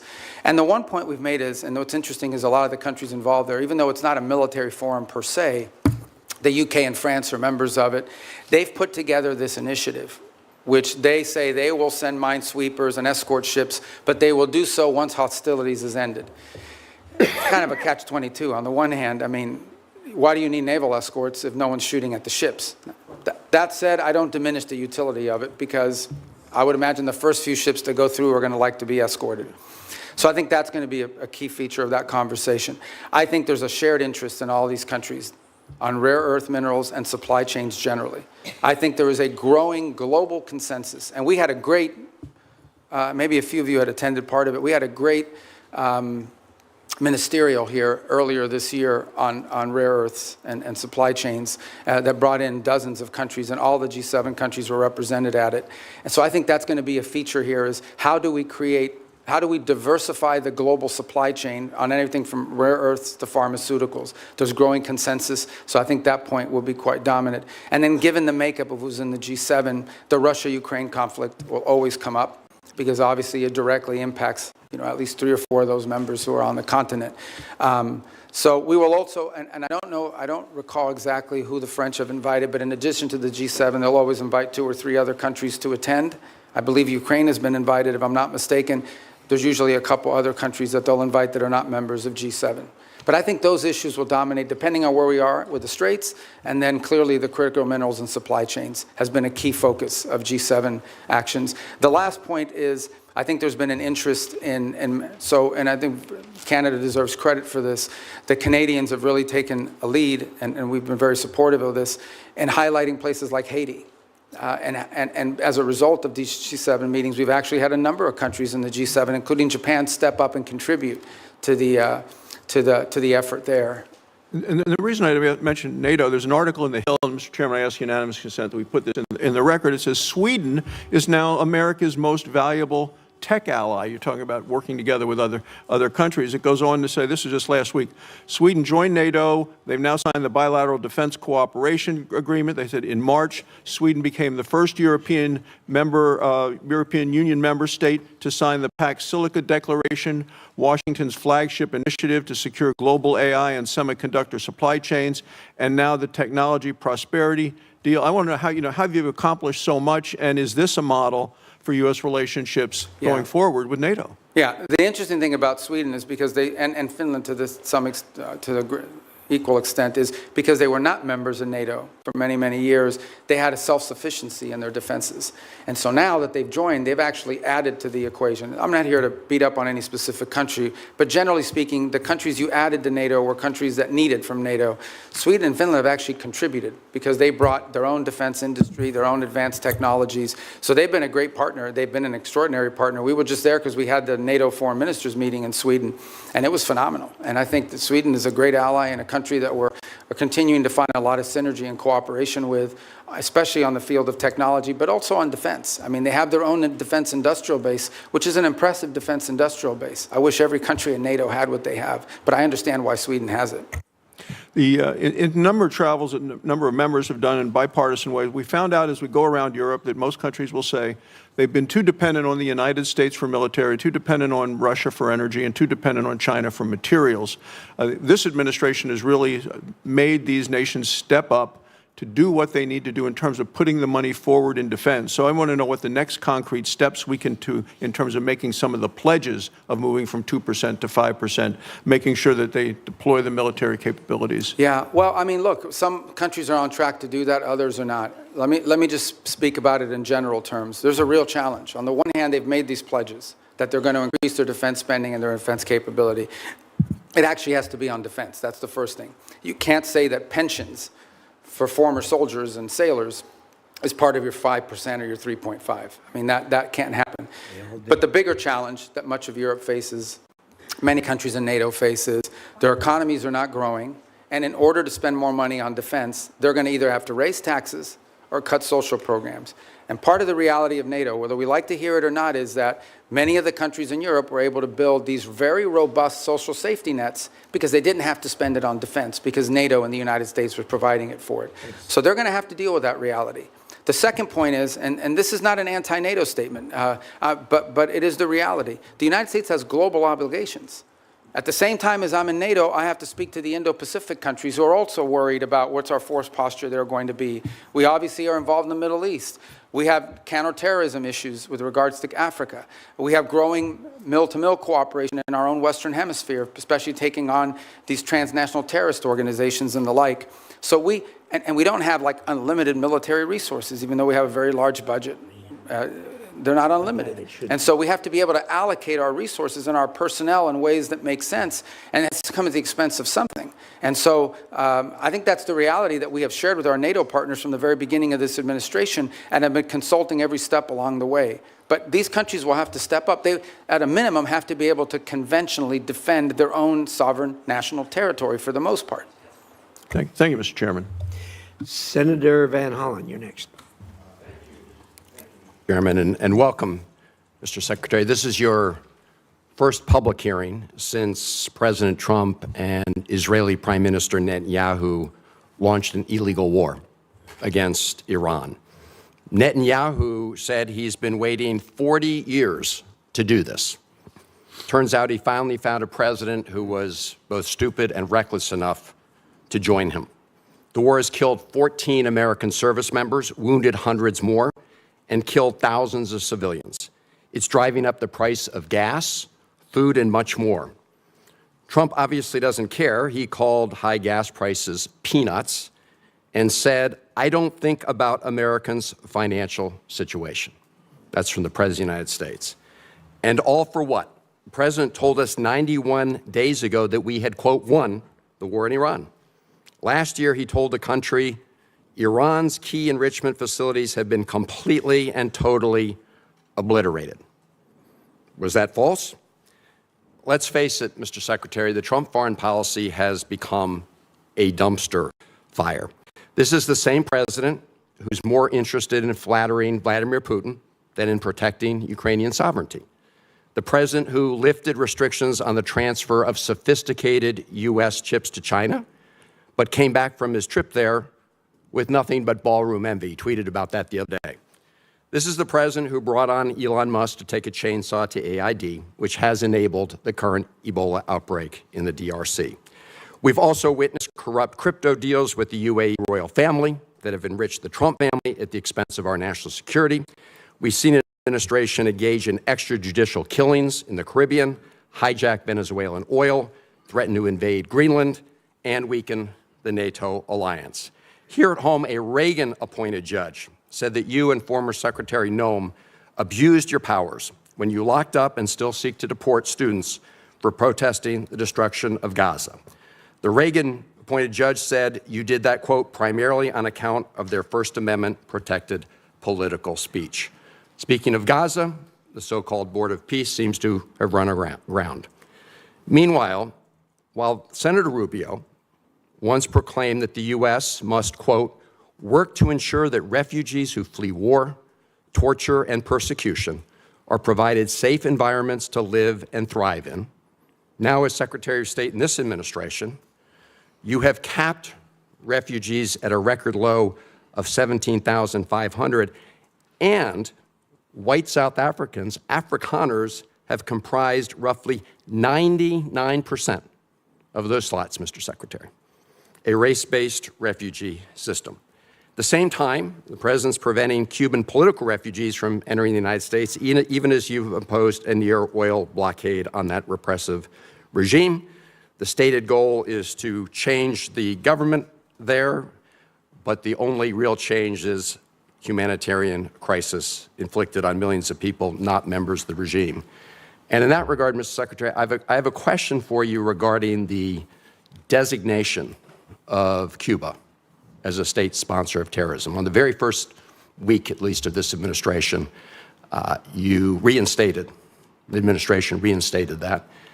And in a recent January 26 EO, you made statements suggesting connections to Hezbollah and Hamas.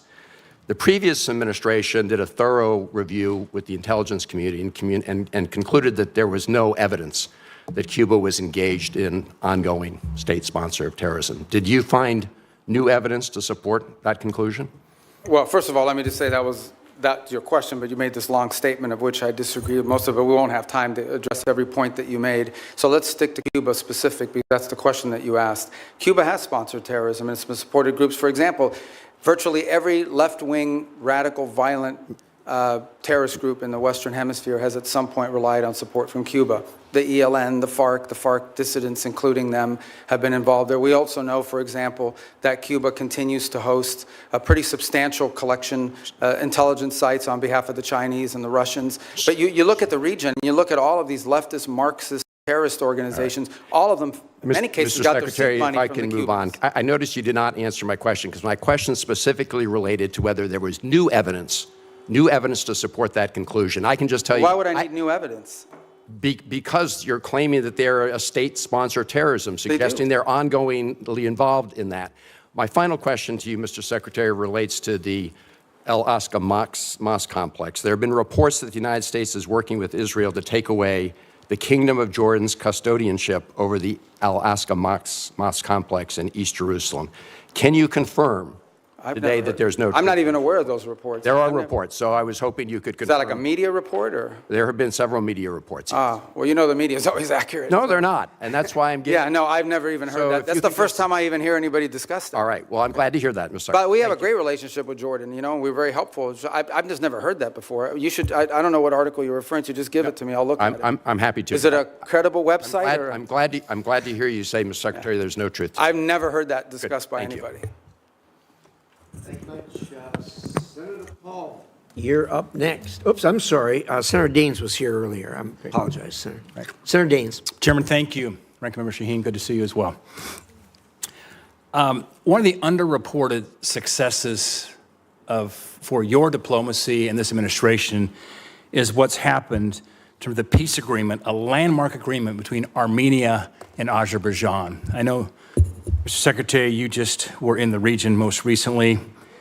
A major step forward for a region long beset by conflict, nearly 40 years of a hot war. And through your leadership and President Trump's leadership, you've brought true peace to an area of the world sandwiched in between Russia and Iran. It was creative thinking that led to the establishment of the Trump route for international peace and prosperity as a solution to some of the stickier issues in that negotiation. The program promises to be a boon, not only for Armenia and Azerbaijan, but also many neighboring countries. As Brzezinski once said, talking on the global chessboard, his book, that Central Asia is the wine bottle and Azerbaijan's the cork. You uncork the wine bottle, suddenly you've got oil and gas and critical minerals flowing back towards the West instead of to Russia, to China, and to Iran. Mr. Secretary, can you tell us a little bit about how you plan to implement the TRIP framework agreements and deliver major economic benefit to both the United States in a very historically troubled region? Thanks. Actually, as you said, I was there last week, what was it, Tuesday maybe? We signed the trip agreement between the U.S. and Armenia, and this is, you described it as a corridor, which I know it's the anchor of a peace agreement with Armenia and Azerbaijan, and that's critical, but it's much more than just the anchor of a peace agreement. It really has the opportunity to revolutionize Armenia's strategic location and become a central hub for trade in the region. It solves the issue of access that Azerbaijan cared about, and it was an irritant in their relationship, but it does much more than that. It has the ability to transform the Armenian economy in a very powerful way. Here's the other thing that it's done. For a long period of time, our relations with Armenia were quite stagnant, and in many cases, I would argue, almost non-existent. It has also reinvigorated that relationship between our two countries and allow us to explore opportunities in all sorts of other fields. So we're involved in that very heavily now. We literally just signed the agreement, and it will allow us to drive and hopefully incentivize U.S. private sector investment in this corridor to the benefit of American companies and American interests, but also to the benefit of Armenia, Azerbaijan, and other regional countries. I would also argue, by the way, and just to point out, and I don't mean this again, I think this is pretty well understood in the open source reporting, the Russians are less than happy about our engagement there. I think there's evidence that they would like the current president to lose his election as a result of this growing relationship with the United States. To be clear, we're not there to infringe on Armenian sovereignty. We're not asking them not to be friends with other countries. We just want to be able to have a relationship with them that's built not just on peace. Peace is important, but that's just the beginning. It's the economic opportunities that it provides. There are American companies and American workers that will benefit from it, but the Armenian people will be the ultimate beneficiaries of this corridor opening. Just remarkable, and we were there together, in fact, last August at the White House when President Aliyev of Azerbaijan, Prime Minister Pashinyan of Armenia came to sign that agreement with President Trump's leadership. To think a Shiite Muslim country, Azerbaijan, and Armenia, one of the oldest Christian countries in the world, came together to sign a peace agreement was truly a breakthrough. And so it's an underreported story, in my opinion, Mr. Secretary. I think we need to get the story out. This is a critical geopolitical problem that has been definitely remedied by the leadership of this administration. Yeah, I mean, the key, Senator Daines, is going to be execution. Like, you can sign an agreement, you can have the things in place. We now have to make sure we are focused on driving it and ensuring that to the extent American companies can contribute to the infrastructure, to the railway, to the highway, to everything that needs to happen in order for that corridor to open, and then the spin-off effect of it as well. We don't need to dominate it. We're not asking for an American monopoly economic, but we do want our companies to get a fair shake in there. And by the way, partnering with Armenian companies in many cases, so it becomes mutually beneficial. Secretary Rubio, before my time runs out, I want to bring up one very important final point. As you well know, I've been spending a lot of time over the past few years working with our friends in Central Asia, across the Caspian there, with the 5 Central Asian countries. Things are progressing well thanks to your engagement and encouragement and President Trump's. And we're seeing a lot of fruit from last year's C5+1 summit that was right here in Washington. That being said, there is still a major hurdle to strengthen our ties. One of the key irritants to our friends in Azerbaijan and in Central Asia is the infamous Jackson-Vanik trade restrictions. These are Soviet-era relic restrictions. In fact, Senator Murphy and I are the co-leads on the repeal. It's long past due that we get this changed. Mr. Secretary, is removing these restrictions a priority for you and your department? And removing them have a significant impact on our relations with Central Asia? Yeah, it's a detriment. We'd like to see it removed. And I think you should talk to the chairman and the ranking member about putting it on the agenda with you guys. They're right there. You can tell them. But It's finance. Oh, it's finance. Finance You don't have committee. jurisdiction over that? It is. That's my job. And Mr. Secretary, Finance. Well, that's good. That's what I do too. It's not my job. It's and our encouragement from our friends over in the House will be helpful. We'll work with you on that, Mr. Secretary. You should get it passed. I mean, look, it would be very helpful. Yeah, it would be. Thank you. Absolutely. First of all, let me say that I absolutely concur with the Secretary and Senator Daines with you, and I've talked to the President about this, as you know, and I have actually talked to the Chairman of the Finance Committee, who I know relatively well, and we actually have a plan for going forward. You and I are going to meet on that here pretty quickly. I'm glad I have friends in high places, Mr. Chairman. Thank you. But no, you're absolutely right on that, and it's just in the queue. So with that, let us go to Senator Coons. Thank you, Mr. Chairman, Ranking Member, Mr. Secretary, National Security Advisor, good to see you again. I know from our service here together that you agree that China is the greatest national security threat that we face. And one of the key reasons is their repeated threats to take control of Taiwan by force if necessary. And Taiwan, as we both know, is not just some faraway island. It produces 90% of the semiconductor chips critical to everything from F-35s to iPhones. And its geography makes it indispensable, both to global commerce and military power. Do you agree with that? Taiwan? Yeah, it's not just strategically important in terms of where it's located. It also is the message that it sends to the world if something were to happen to it. Agreed. That's why for decades, really with leadership from the Senate in a bipartisan way, we've provided arms to deter the PRC's potential military aggression. In fact, you introduced the Taiwan Peace Through Strength Act of 2023. In January, Congress pre-approved a $14 billion arms package for Taiwan. It's been 6 months. We haven't received a notification. Have you advised President Trump to proceed with this? Yeah, it's under, but I don't know if you were here a moment ago when I discussed, we just did $11 billion in December, which was, I think, the largest sale in history. It's certainly, I think it was more than the cumulative amount under the Biden administration. And I recall during 6 years of the Obama administration, there was zero gone to Taiwan. So some way you would argue that we're trying to make up ground. So why hold off on it now? Well, so the other 14 is being reviewed. It's under review. It hasn't been, I think it's been noticed, but it hasn't been reviewed. I mean, it hasn't been approved yet. So it's under review under the White House. Mr. Secretary, my concern is that President Trump has said publicly that arms sales to Taipei are a great negotiating chip with China. And my concern at a time when the PRC has been far more aggressive than they were in previous years, centerline crossing, circumnavigation of Australia, aiding Iran and Russia in their war goals and aims, frankly, literally helping Iranians target U.S. service members. I respect the importance of our having an open negotiation and relationship with the PRC, but in the meetings you were in Beijing, did the president offer to condition arms sales to Taiwan in order to placate Xi Jinping? Well, look, I'm not going to discuss what was the president's words in a meeting, and suffice it to say that, you know, that specific question you just asked, that's not the context in which the president has raised this in the past.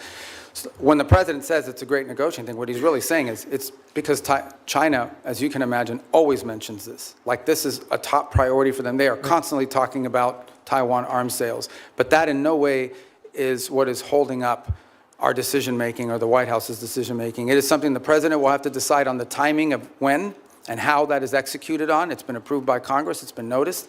The money's available. And as I said, we are just coming off the heels of a very large sale in December of last year. So there are a variety of reasons why these things don't happen immediately. Well, I'll just assert, Mr. Secretary, that there is more reason than ever for the administration with congressional support to continue providing robust military capacity to Taiwan, given that the PRC is more and more regionally aggressive. You also introduced and passed legislation in 23 prohibiting any president from unilaterally withdrawing from NATO. I assume this was because you recognize that our alliances are a key advantage against Russia, against China, against other adversaries. Do you still consider Article 5 an unconditional commitment? Yeah, so let me address that holistically, if it's okay, because I think we have time to do it. First of all, you're right. I have, throughout my entire career in the Senate, and through much of my time now in this administration, been a supporter of NATO. I see its utility. The key, and I'm just being honest with you when we talk about this, one of the key arguments that I would always use on behalf of NATO is the fact that it allows us basing rights that we could use in a contingency operation in a time of conflict, in a time of need, that we just have had. So when you have countries in this alliance, because understand, at the end of the day, we are providing basically the defense backbone of an entire continent of rich countries. These are not poor countries. These are rich countries. And the utility of NATO for us is that it provides these basing rights. Now we are living in a world in which some of these countries, I point to Spain as an example, openly brag about how they've denied us the use of these bases. And so if the core rationale for us being in NATO, if what we get out of NATO is the ability to use bases, and then we have members of that alliance that are basically denying the use of those bases in a contingency, well, it calls them to question the entire thing. Forgive me, I have one more question I want to make sure we get to.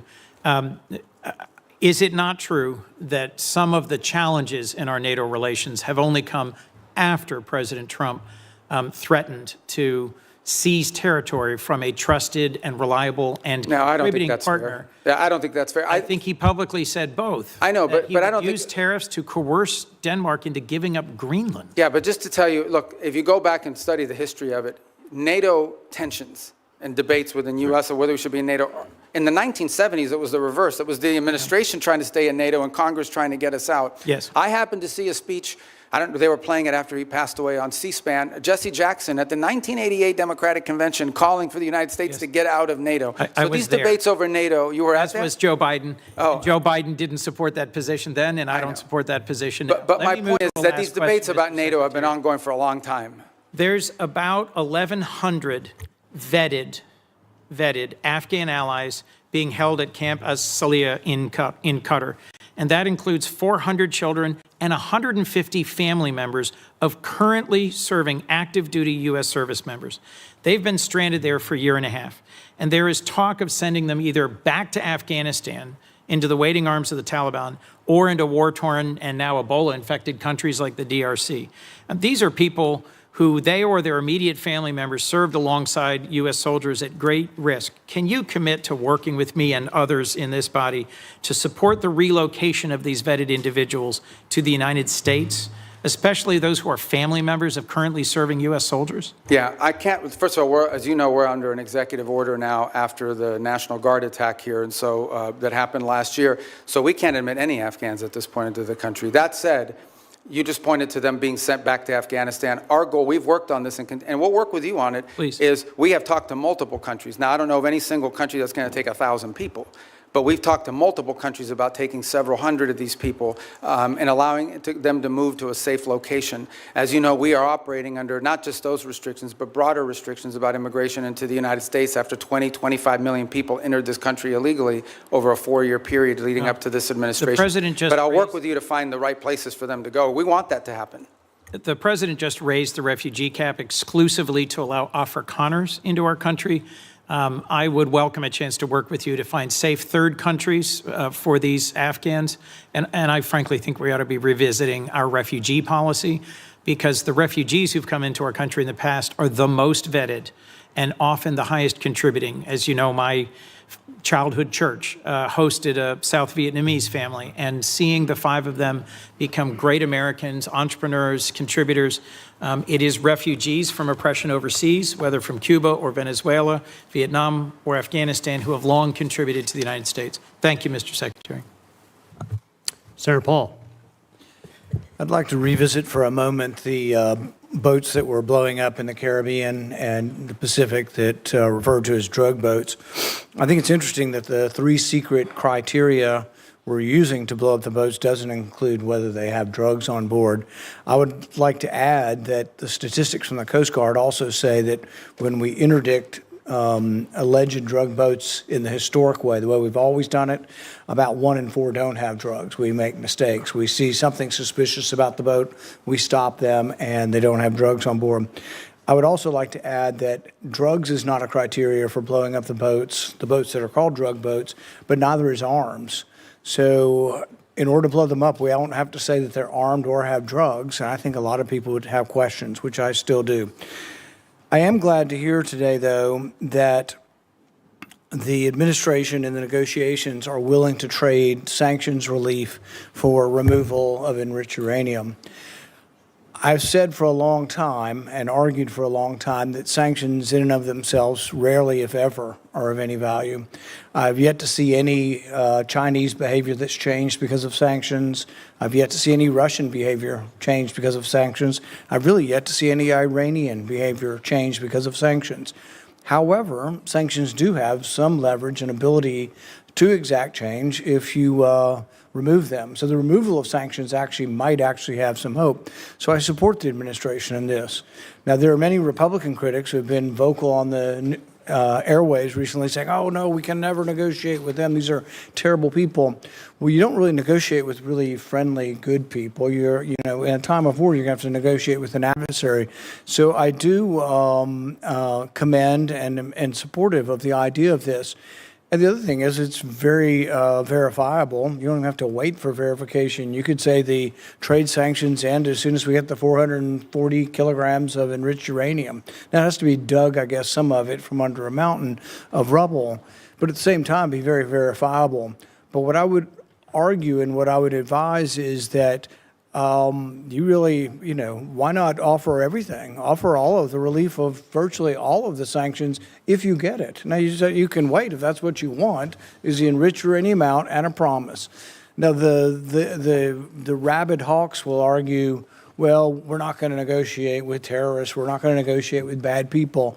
Then they'll continue to have enriched uranium, and they'll continue to enrich uranium. So I do think that the argument that there hasn't been a military solution to this is largely proven by the fact that even though we've militarily obliterated their military, all of that is true. It's as Fred Ickley wrote in Every War Must End, that military victory doesn't always translate or lead to political resolution or to things that you want done. What we really want done is no more enriched uranium, and you don't enrich uranium, you give up on these hopes. But I would say that as we are looking at trading sanctions, you say there's some you can do on your own, there's some that are congressional.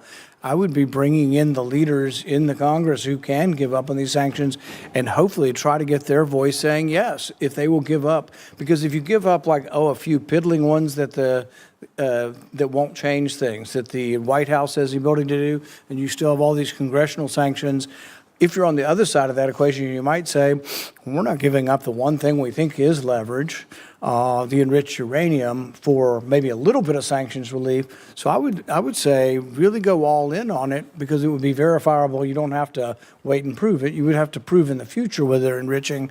But I think that is a good step forward. But it's also important for people to have a discussion of what diplomacy is, and that diplomacy doesn't always have a bad name. And frankly, I'm glad to hear that the administration is negotiating, and I wish you luck.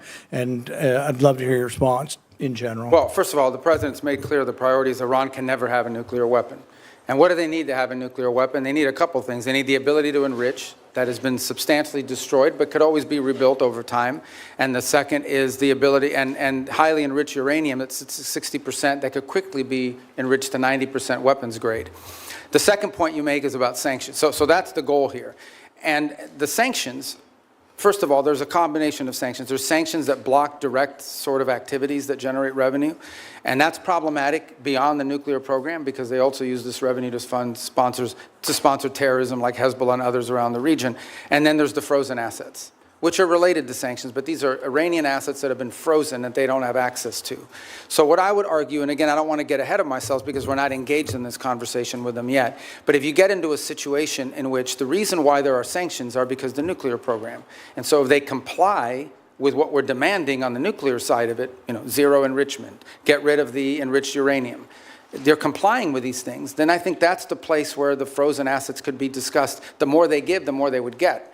I think ultimately we will still face other challenges related to Iran separate from the nuclear program, like what they use their money on, which is to sponsor Hezbollah and to sponsor Hamas and to sponsor terrorism around the world. But on the nuclear question, which was the president's been focused on now, no nuclear weapon program, the sanctions that are directly related to the nuclear program, the more they give, theoretically, the more they should be willing to get. What they're not going to get it as a down payment. They're not going to get it as a signing bonus. And I would also point out that negotiations on nuclear matters are highly complex, highly technical. And so it will take some time to work through that, as is sanctions, by the way, highly technical and in many cases multifaceted. There are UN sanctions, there are US sanctions, there are US congressional sanctions. So there's a lot to unravel there. Is benefit from the idea of trading sanctions relief for activity. And if you don't ever trade them, if you just have them on the book, then I think they're of little value in changing behavior. Thank you. Senator Booker. Thank you very much. Mr. Secretary, you and I talked a lot about Africa, and I raised concerns about a lot of the cuts. We're seeing globally an increase in tuberculosis, an increase in malaria cases. We see a continued ongoing on the continent HIV crisis. And the United States has pulled back from a lot of its investments in those areas. Now with the crisis with Ebola, we see that the challenges that have been brought about as a result of our surveillance early detection, and the like.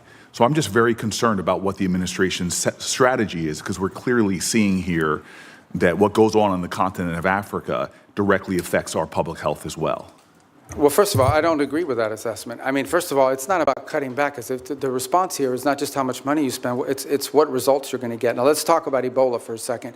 Ebola, the outbreak in Ebola was in a war-torn, isolated rural area in the DRC. That's where that began. Since that time, our response has been very quick, very rapid. Well, so you're saying you did not cut early detection periods. I'm not talking about... I'm saying that whatever you're pointing to as a cut is not the reason why there was an Ebola outbreak. I'm not connecting the two. I'm simply saying... Well, you are connecting them. You said that our cuts... Senator Rubio, I'm not trying to get in an argument with you. I would really like to actually have my questions answered. So very quickly, we cut early detection when it comes to infectious diseases on the continent.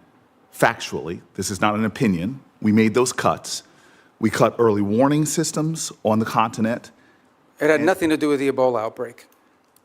So I don't need to tell you, Secretary Rubio, that we're living in a place where an infectious disease crisis anywhere is a threat to public health everywhere. The United States has made major reductions in these areas that have put us more at risk.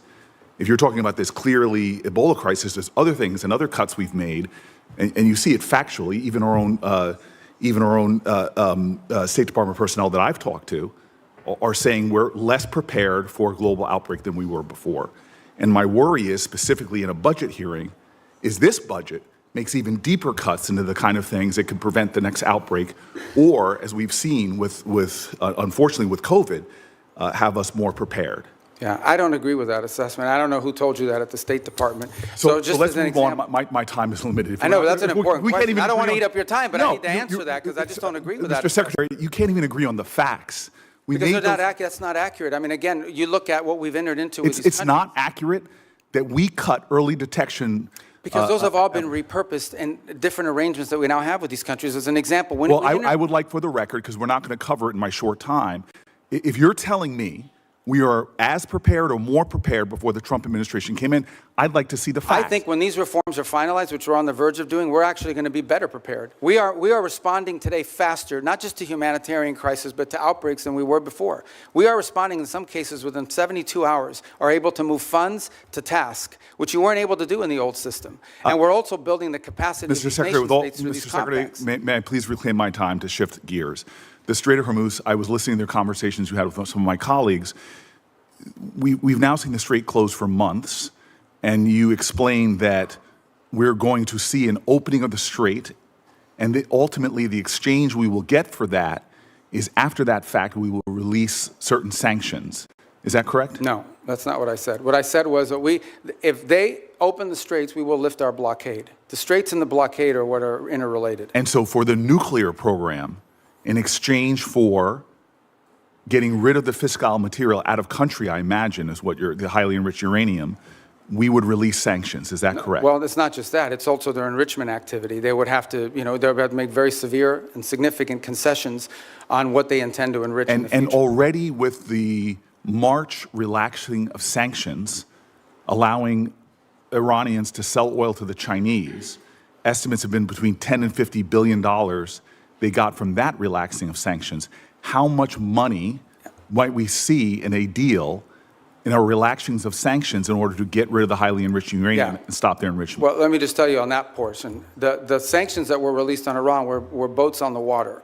And so that oil was already out in the marketplace. It was sold at market rates, but the sanctions covered, and to the extent we've been able to enforce them, we have the revenues of those sales. So yeah, the Iranian oil was unsanctioned so that it could be sold, but the revenue would have to flow back to blocked accounts, which our sanctions were able to go after. We've also seized, I believe, 6 vessels in the Indo-Pacific that involved Iranian sanctioned oil on top of it. So that wasn't necessarily a trade. They didn't get $50 billion directly as a result of, they might have gotten some of it, they certainly didn't get the majority of it. They are now losing hundreds of millions of dollars a day in revenue because of the blockade. And the blockade exists because of what they're doing in the straits. Right, and I guess the conclusion I have, and my time's expired, is that the Strait of Hormuz was open before this unjustified war.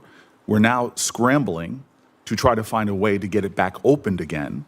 Not only is it causing economic havoc to our country and to residents all around this nation, families trying to make ends meet, but you see on top of that, the Iranians finding ways to leverage that, as we allowed them to do with the Chinese for tens of billions of dollars.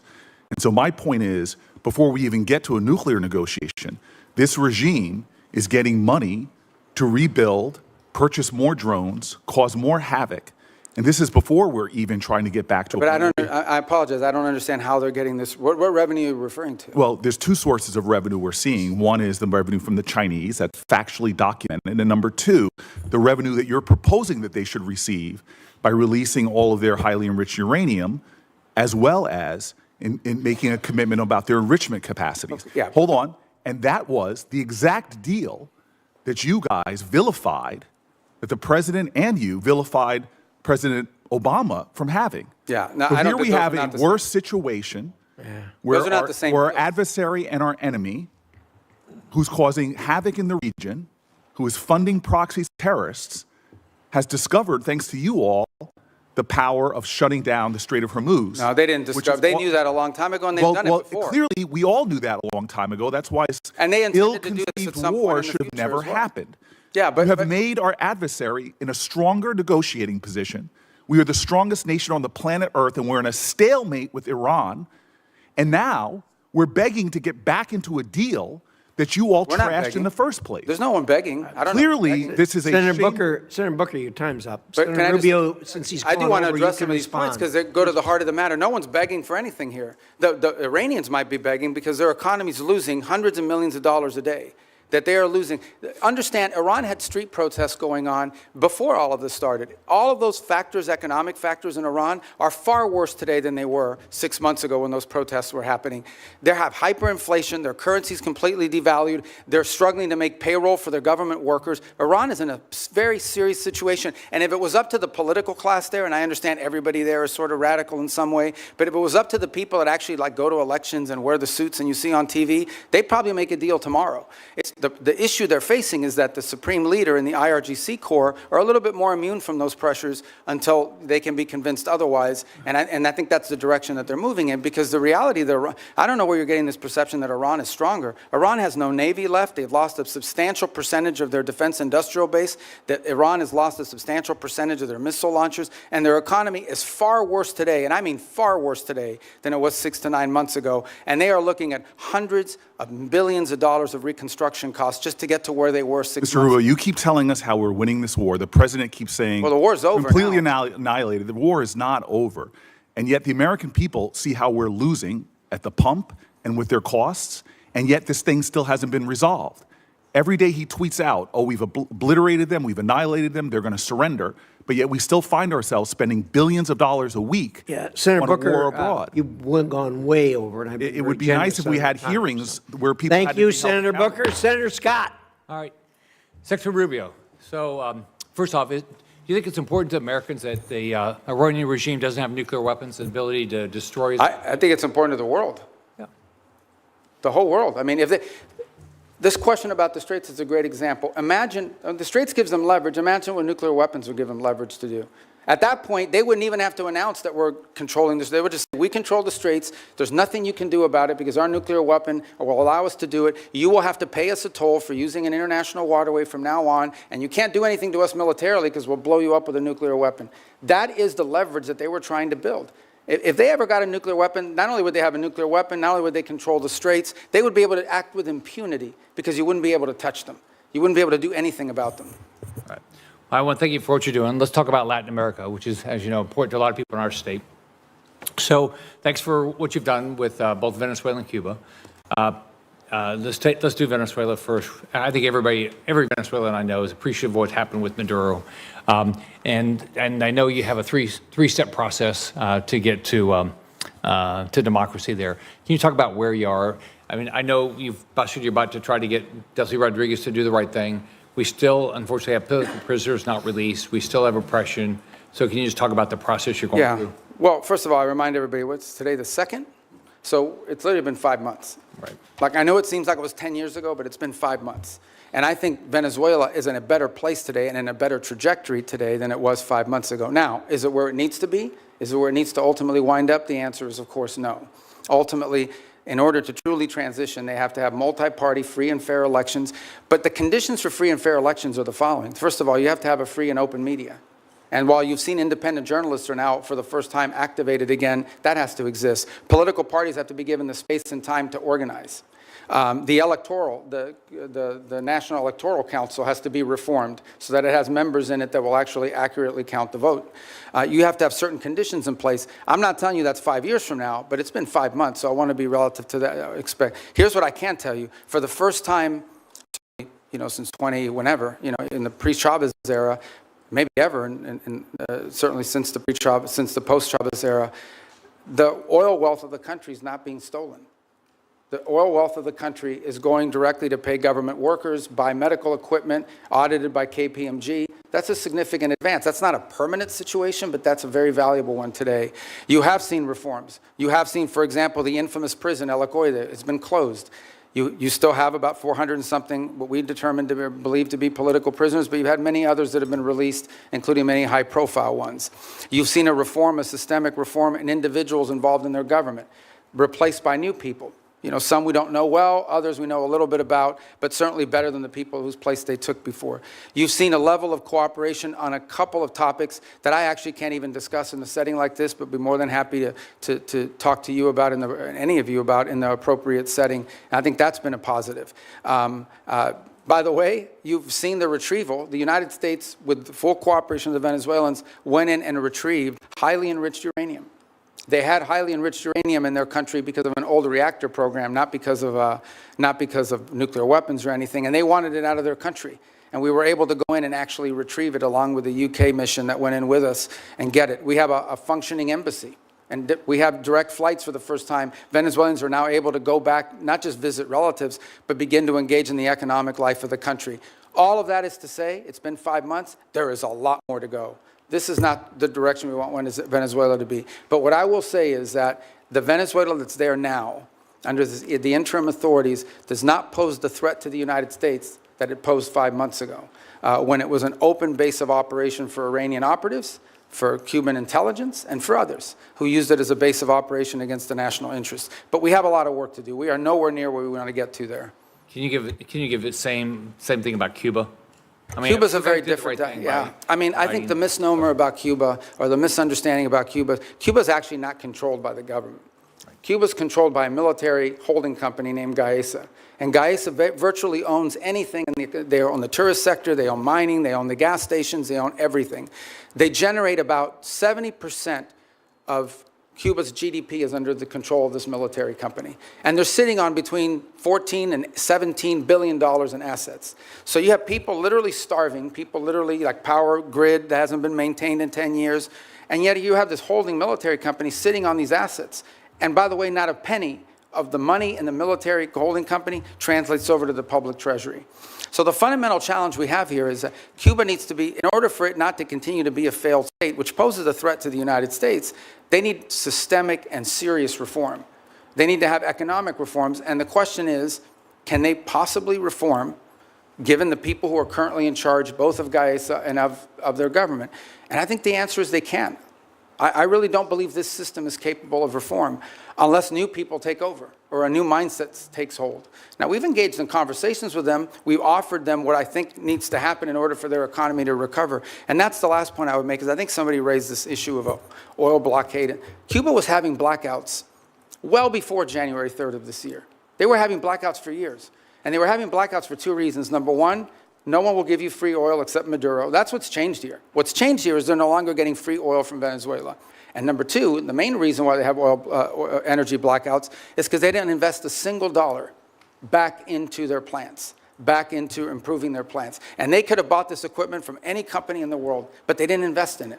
Instead, they invested it to build tourist hotels that now sit empty because there's no tourism into Cuba. So Cuba's a little bit more complicated than Venezuela, but it's a mess. Thanks for what you're doing.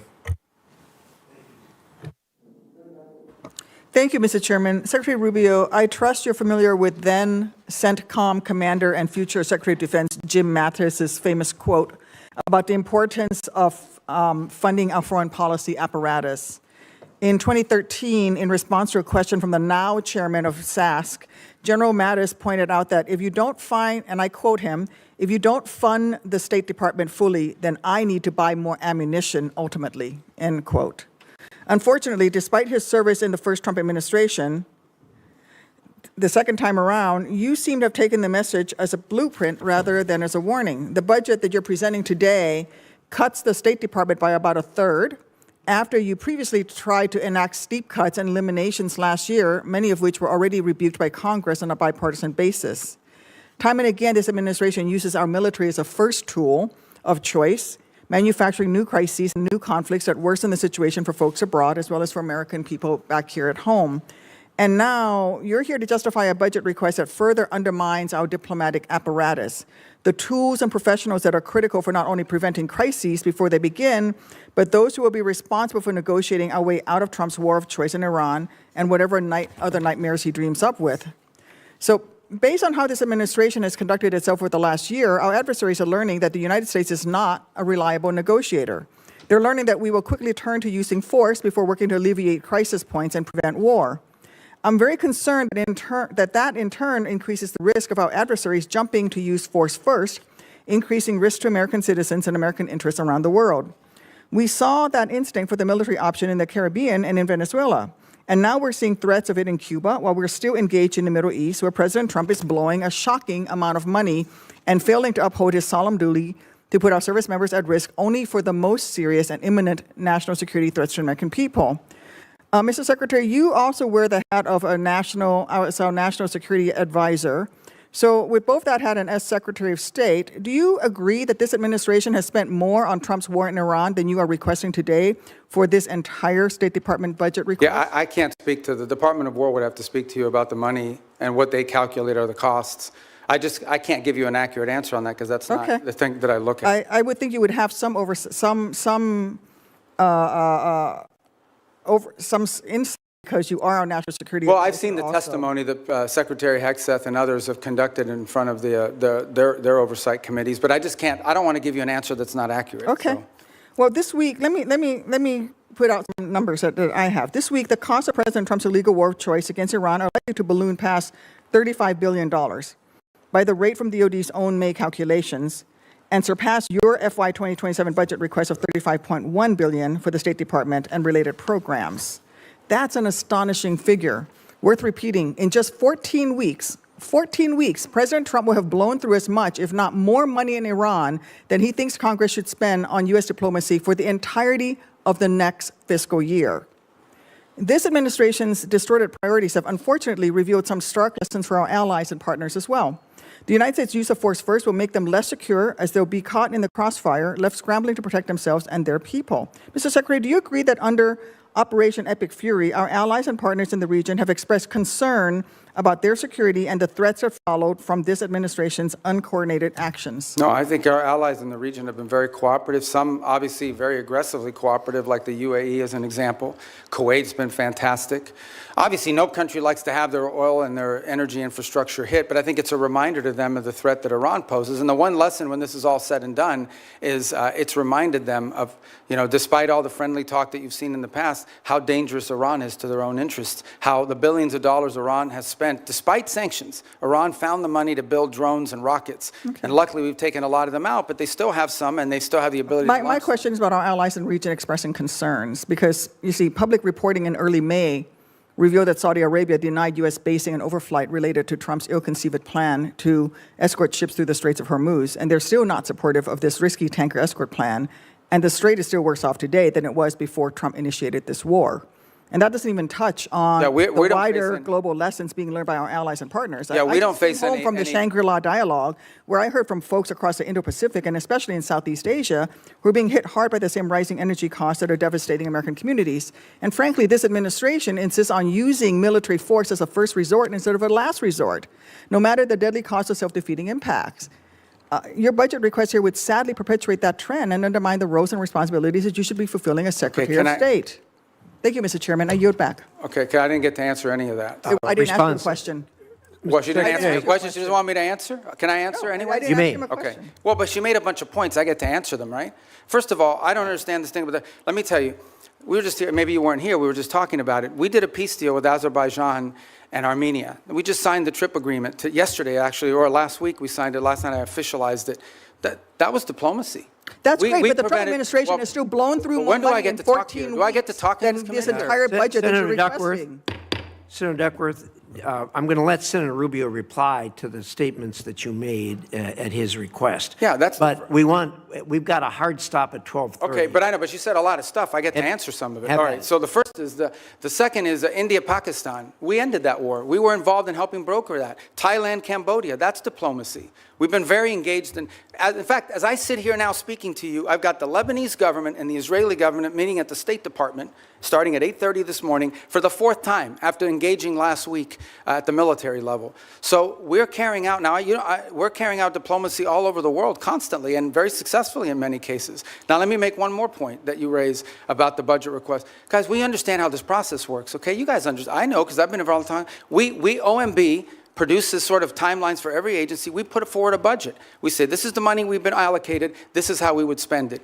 There is a congressional process, which I'm sure you're aware of. And in my time here, 16 years that I was here, I don't ever recall us once ever taking the president's budget and passing it into law. I'm not walking away from the budget. We can make it work if that's the budget you give us. But I have a sense, I have a suspicion, right, Senator Schatz, that we're going to have to work with you, that we're going to have to, well, you know, that we're going to have to work with you guys on a budget request that meets your priorities and ours. That's how it works. You guys are the appropriators. We have to work within we will tell you what we care about. We will tell you how we're going to spend the money. But ultimately, you will provide us a spending bill, and we will work through those parameters. But we have given you what we can live with. We can make it work. But if you want to, if you're obviously going to have changes here in the Congress. But this stuff about diplomacy and the money spent on the war, diplomacy's always cost less money. We don't buy missiles. We don't buy rockets. We don't buy large airplanes and aircraft carriers. But we've been very effective. And I can give you list after list of places where we have had an impact in either de-escalating crisis before it started or ending active wars. And I'm very proud of the work that we've done in that regard, some of which haven't even been publicly discussed in some cases because they weren't high profile. And my last point.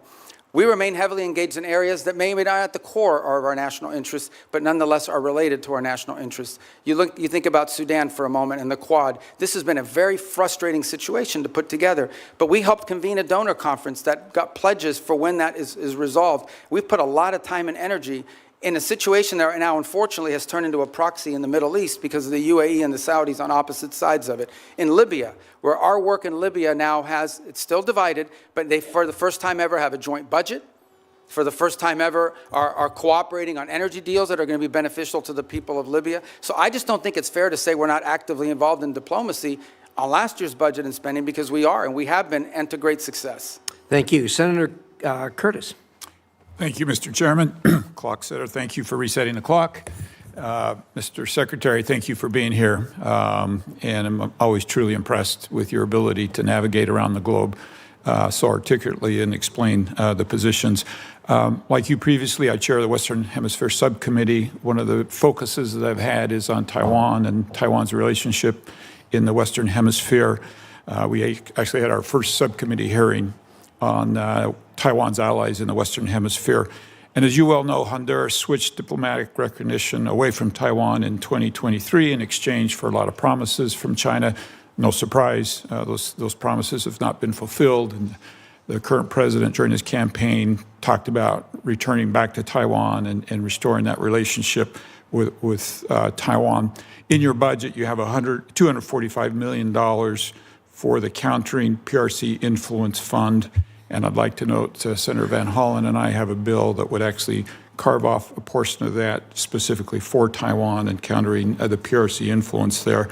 So I guess my question is, what can the U.S. do potentially with that fund, Countering PRC Influence Fund, for Taiwan, particularly as it relates to Honduras, kickstarting that relationship, developing joint set of economic priorities for Taiwan and the Western Hemisphere, anything else we can use that fund for? Yeah, well, first of all, the reason why these countries switched recognition primarily was because the Chinese would go in and they would say, if you switch recognition, we are going to provide you this loan, this, and in some cases worse than loans. Maybe there was even cases of bribery and things of this nature, but we're going to provide you free this and a free that. We're going to build an auditorium for you. We're going to build a bridge. We're going to build a port. And they haven't kept many of those promises. So I think the first thing is to just point to the fact that, bait and switch. yeah, in many cases, these things are not provided. The other angle of it is if it's loans, they create these debt traps, which is an argument we make all over the world, but particularly in the hemisphere. But the broader goal of this fund is not just simply Taiwan related, although that's the reason why that's an action they took as a result of this leverage that was established on them. But more broader, in many cases, these countries are trying to develop their telecommunications system. They're trying to build roads. They're trying to develop whatever it may be. And frankly, the only companies that show up are the Chinese companies. And they show up with lower cost, a financing mechanism, et cetera, et cetera. Now, there's a track record of not completing these projects. There's a track record of flooding the country with Chinese workers that come and do the work. So I think part of this fund is designed to create alternatives to that, to give these countries alternatives to the Chinese or other foreign malign influence that might be occurring in their country. Part of that is attracting U.S. commercial ventures to do it, but part of it is providing the resources so these countries can go out and do this without being subject to or vulnerable to this sort of leverage tactic that's used against them. Thank you. Let me switch to China for just a minute. Your budget notes the merging of the Foreign Service Institute, where a lot of the state language training takes place, with the Human Resource Bureau. And I'm hoping that can improve the language capacity. But here in the Senate, I've picked up the Uyghur Policy Act, which you led when you were here.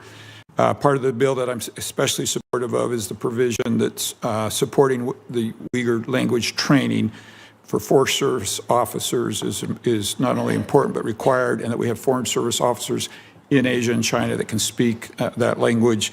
I think it's absolutely vital that our diplomats be able to understand the people in their own language as to the abuses that are going on there. Given your previous experience on this bill and the department's focus on the CCP's repression, do you still support this provision? And can you just speak to how important this is? Yeah, well, I think obviously the Uyghur language is not a widespread language around the world, but it's incredibly valuable in an important part of the world. And so I think we want to see a language proficiency. That's generally been a challenge writ large over a period of time. And one of the goals of the consolidation is to be able to drive language school more effectively, more quickly to Foreign Service officers before they're deployed. Obviously, proficiency in certain languages are very difficult. They take longer periods. Some languages are harder to learn than others, especially if the base of the language is, like, just to give an example, it's easy to learn Italian if you speak Spanish. It's much harder to learn Mandarin, and or the Uyghur language for that matter. So, but language is a priority for us. And it's one that, by the way, in our recruitment tools, is one of the things we also look for is whether potential candidates already bring an existing second or third language, which is a huge benefit. Yes, and just very quickly, do you want to clarify, use this opportunity? The president had a tweet about speaking with Hezbollah yesterday. Do you want to clarify for people what happened and anything that you'd like? Well, we received communications via the Lebanese government and the speaker over there on behalf of Hezbollah as early as Sunday about that they would restrain from attacking Israeli territory if Israel did not take new strikes in Beirut. And so it came from Hezbollah, but through Lebanese authorities. I think that clarification is important. Thank you for being here today. I yield. Thank you. Senator Rosen. Thank you, Chairman Risch, Ranking Member Shaheen. Thank you, Secretary Rubio, for being here. Secretary Rubio, I applaud the administration for facilitating a ceasefire last year between Israel and Gaza that will keep Israel safe and from further Hamas attacks and the suffering of Palestinian civilians. But I have serious questions about transparency, about the funding for the so-called Board of Peace in light of recent reporting that suggests donor funds have been deposited into a private J.P. Morgan account with no independent transparency mechanisms in place. As a member of the Board of Peace, Executive Board, and Secretary of State, you should be in a position to provide us with some answers. And you, as a former senator, know our role here, trying to get answers. And my team's been asking for a contact with the Board of Peace for several months just to do our due diligence, but we've received no response. Can you tell me exactly who my team should be reaching out to, please? Well, I can now because the Board of Peace has finally hired some staff. It's going to be a very lean operation. They're working out of the Institute of Peace Building. So for some period of time, they really were not. It was just a very lean operation. So do you have a name for my? I do. I just don't have it on me, but I will get that That's to fine. you. We will- But we- I think they just hired staff like in the last two We weeks. will follow up with you. Thank you. I have a few other questions. Can you tell me how much money is in the World Bank administered Board of Peace Fund? Do you have a? I don't have the answer because there's not U.S. dollars that have flowed. These are donor funds. So can you tell me how much money is in the J.P. Morgan account? Yeah, but again, those are not Who has U.S. the- government accounts. Those are Who has oversight? Well, that's the key here. That ultimately the oversight over the funds of the Board of Peace will be done, and especially when it comes to U.S. dollars, will be done by you in Congress.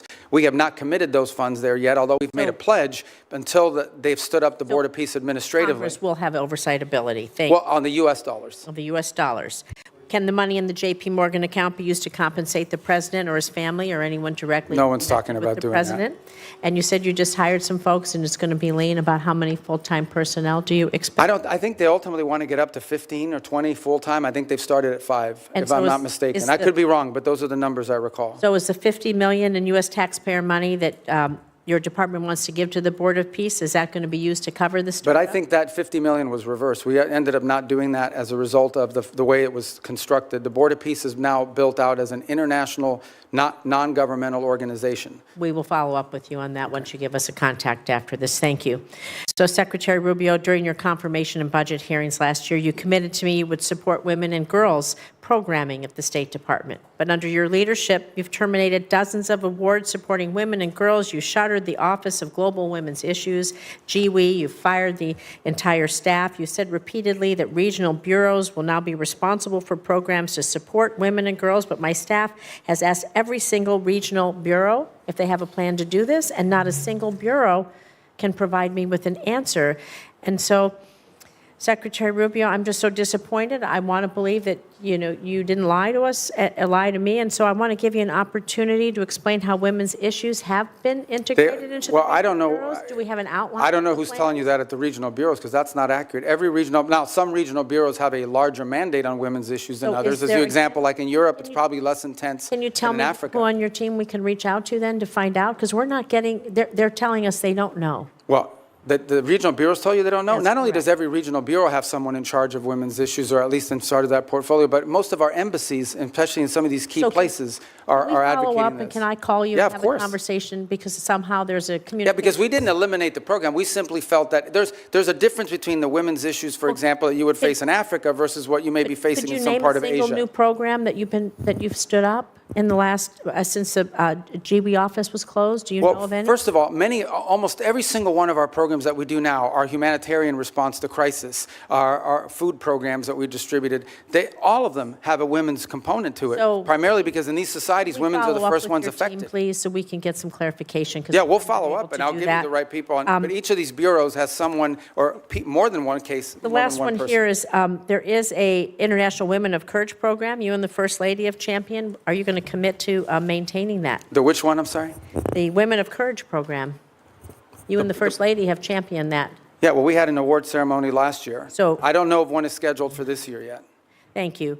With the remainder of my time, I'd like to remind the American people that as the Secretary of State, your main duty as America's chief diplomat is to maintain our relations with foreign nations. This is why I was shocked to see that you were at a party with President Trump in Miami instead of accompanying Vice President Vance to Pakistan for negotiations. What party was I at?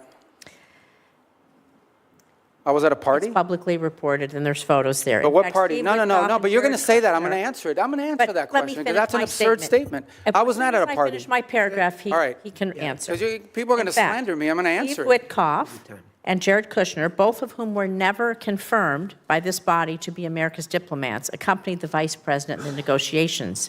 Even Iran's foreign minister was not there, yet you were not, was there, excuse me, and you were not. I just feel that's embarrassing for us, and it's embarrassing for you. So, Mr. Secretary, Congress represents the American people. We have the power to confirm who represents America abroad. We confirmed you to be our Secretary of State. We confirmed you to be in the negotiations that are happening.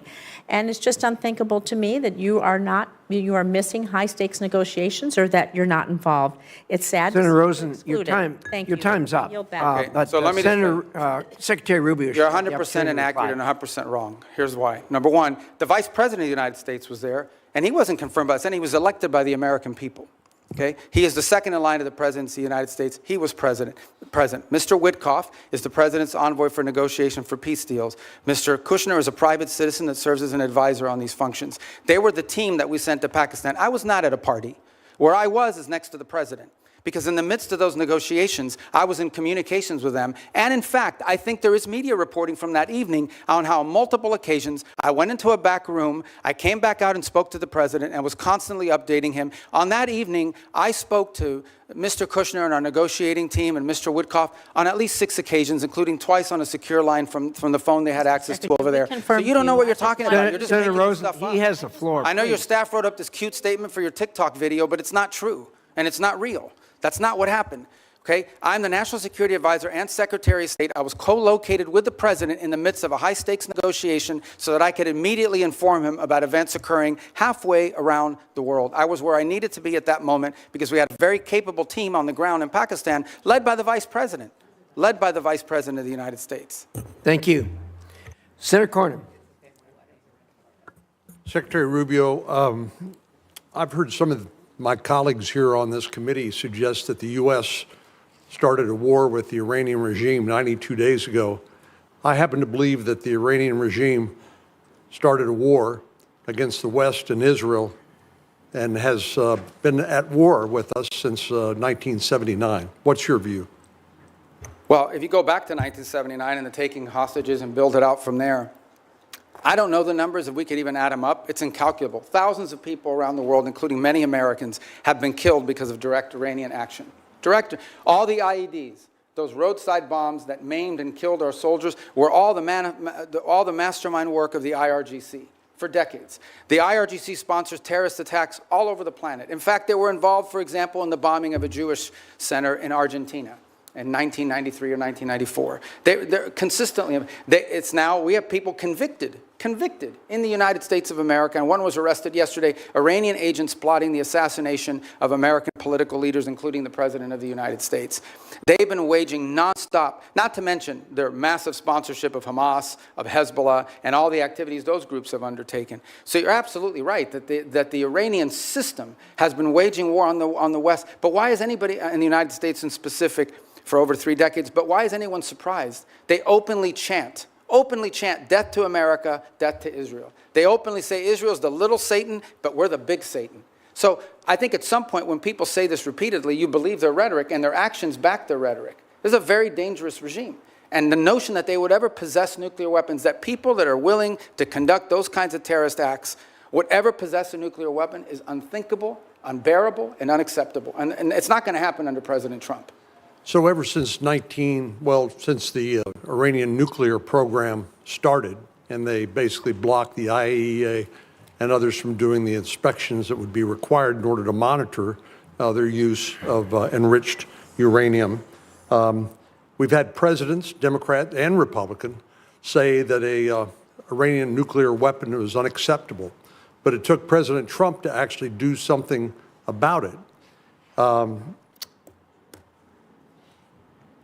It shocks me to hear some of our colleagues suggest that there was not an imminent threat from an Iranian nuclear weapon. You and I both sat in the same skiff on the Senate Intelligence Committee. We won't talk about the details, of course, but we knew that they continued to enrich to the point where they could produce a nuclear weapon within a specified time. There's some debate about how long that breakout would take, but the idea that an Iranian nuclear program did not present an imminent threat to the United States, to me, is just ludicrous.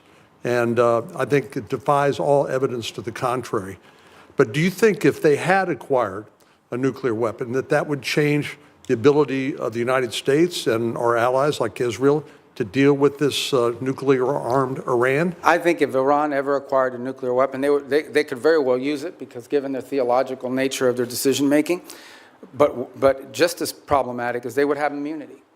at that point, your options on what you could do about them would be quite limited, and their ability to hold the world hostage. They'd be like North Korea, for example. They'd be North Korea, but worse. They'd be better funded. They would at that point decide that they own the Straits of Hormuz forever, and everyone has to pay them a toll. And nuclear weapons, you can't do anything about it.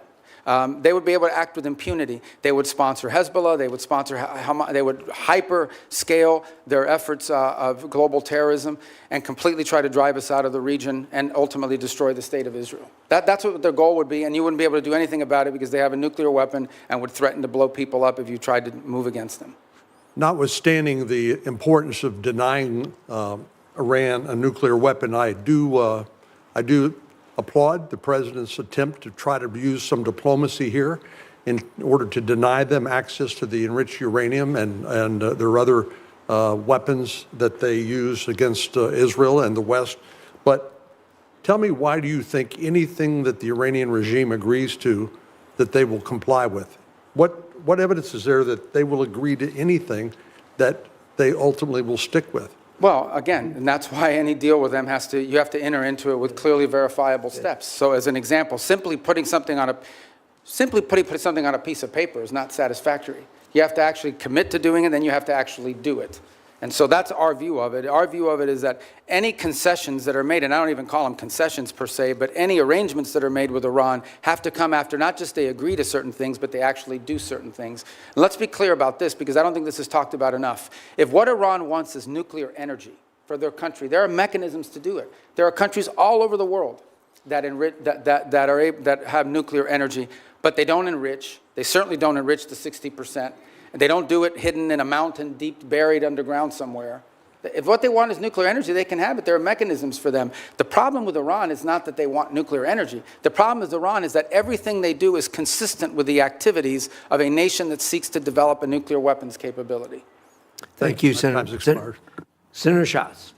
Thank you, Chairman. Secretary, thank you for being here. Tomorrow, I'm going to have you in the Appropriations Committee, and we'll walk the list that we talked about a couple of weeks ago on a conference call, so I won't cover that.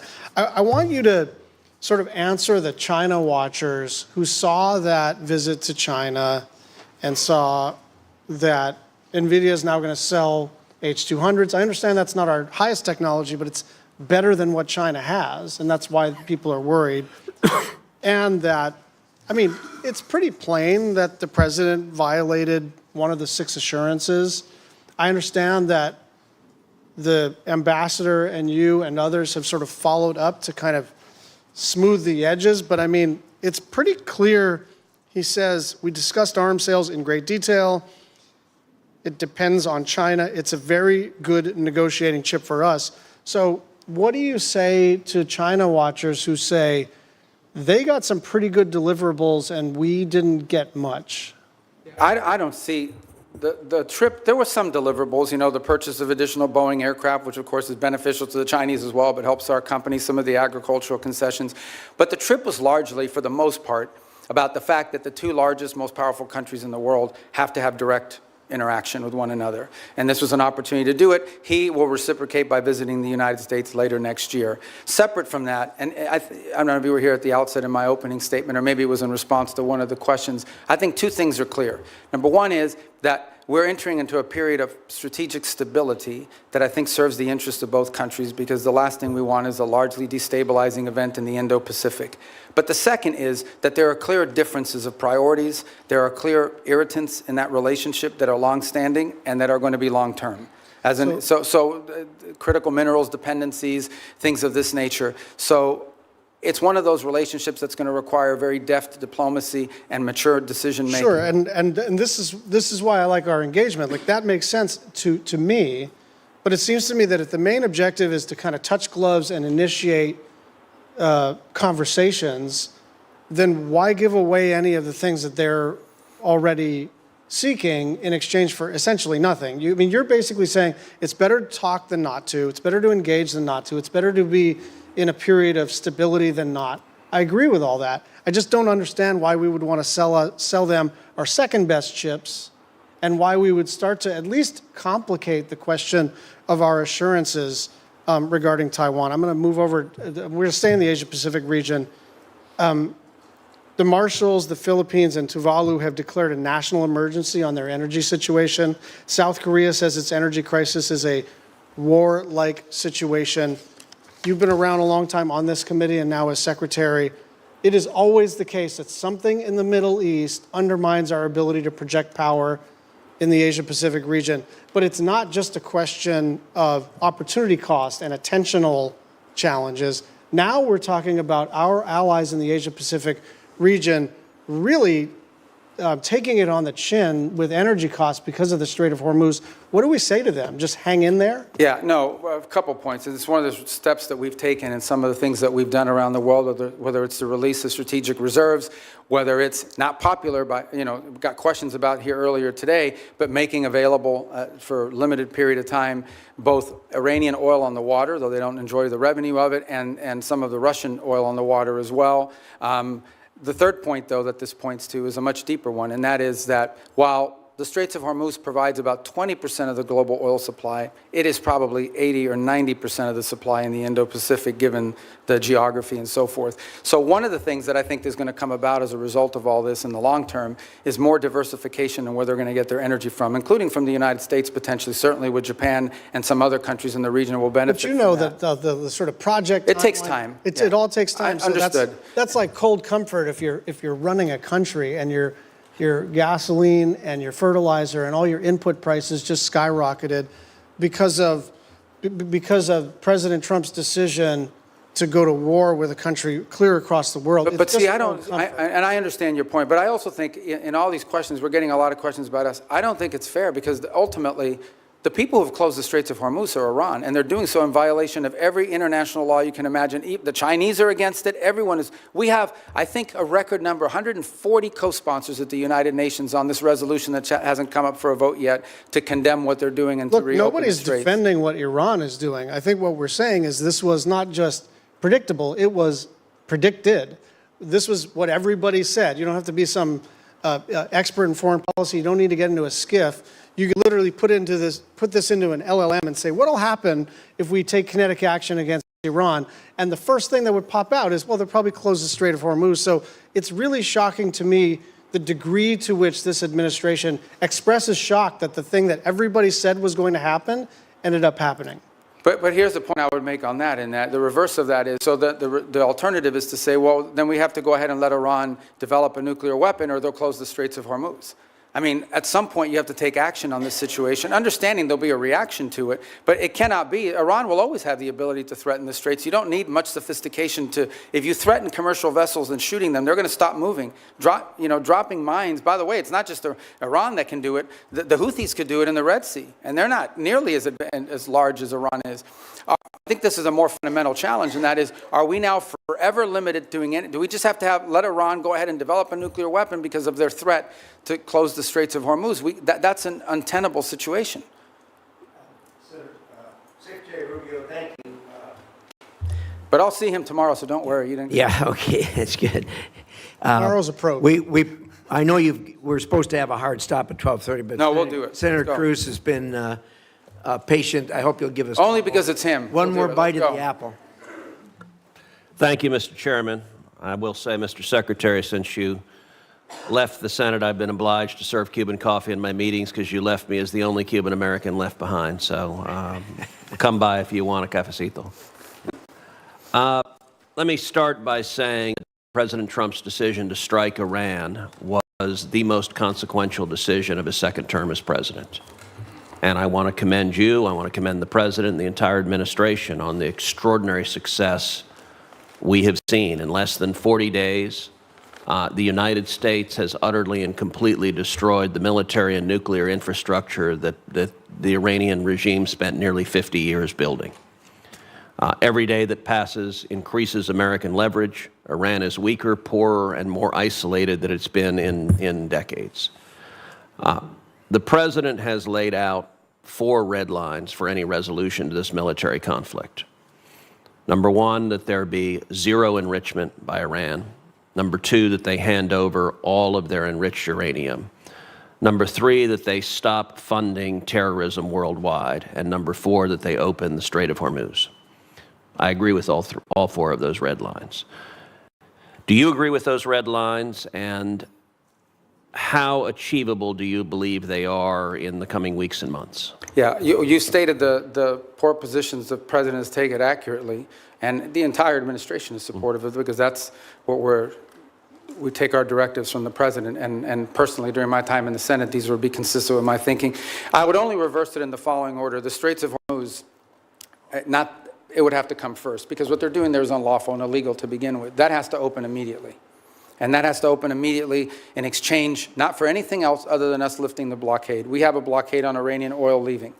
And the reason why we have a blockade on Iranian oil leaving is because they closed the straits. If they open the straits, and by open the straits, understand what we're saying. It's saying you're not going to threaten to shoot at commercial vessels of civilians and create, ecological disaster. That's what they're doing. It's unlawful, it's illegal, it's outrageous. Every country in the world condemns it. If they end that, we lift the blockade. Then we enter into the second phase, which is the nuclear question. On enrichment, they don't need to enrich. If what they want is a nuclear energy program, they can have one without enrichment. And it was somebody the other day, a few questions ago, I forgot who it was, said that what we're working on is similar to JCPOA. It is not. JCPOA would have expired this year, and it allowed them to keep all the enrichment equipment that they needed, and clearly that equipment could get them to 60 and 90% because they've done it to 60%. As a result of it. So it would have to deal with that question. And it would have to deal with the highly enriched uranium that they currently are in possession of. There's no reason to have, the only reason to have 60% enriched uranium is to turn it into 90% enriched uranium and put it into a weapon. So those remain, and on the sponsor of terrorism, absolutely. To the point where I would argue, for example, it's one of the interesting things that's happening, and I know Senator Shaheen has a great interest in Lebanon. It's one of the most ironic situations in the world.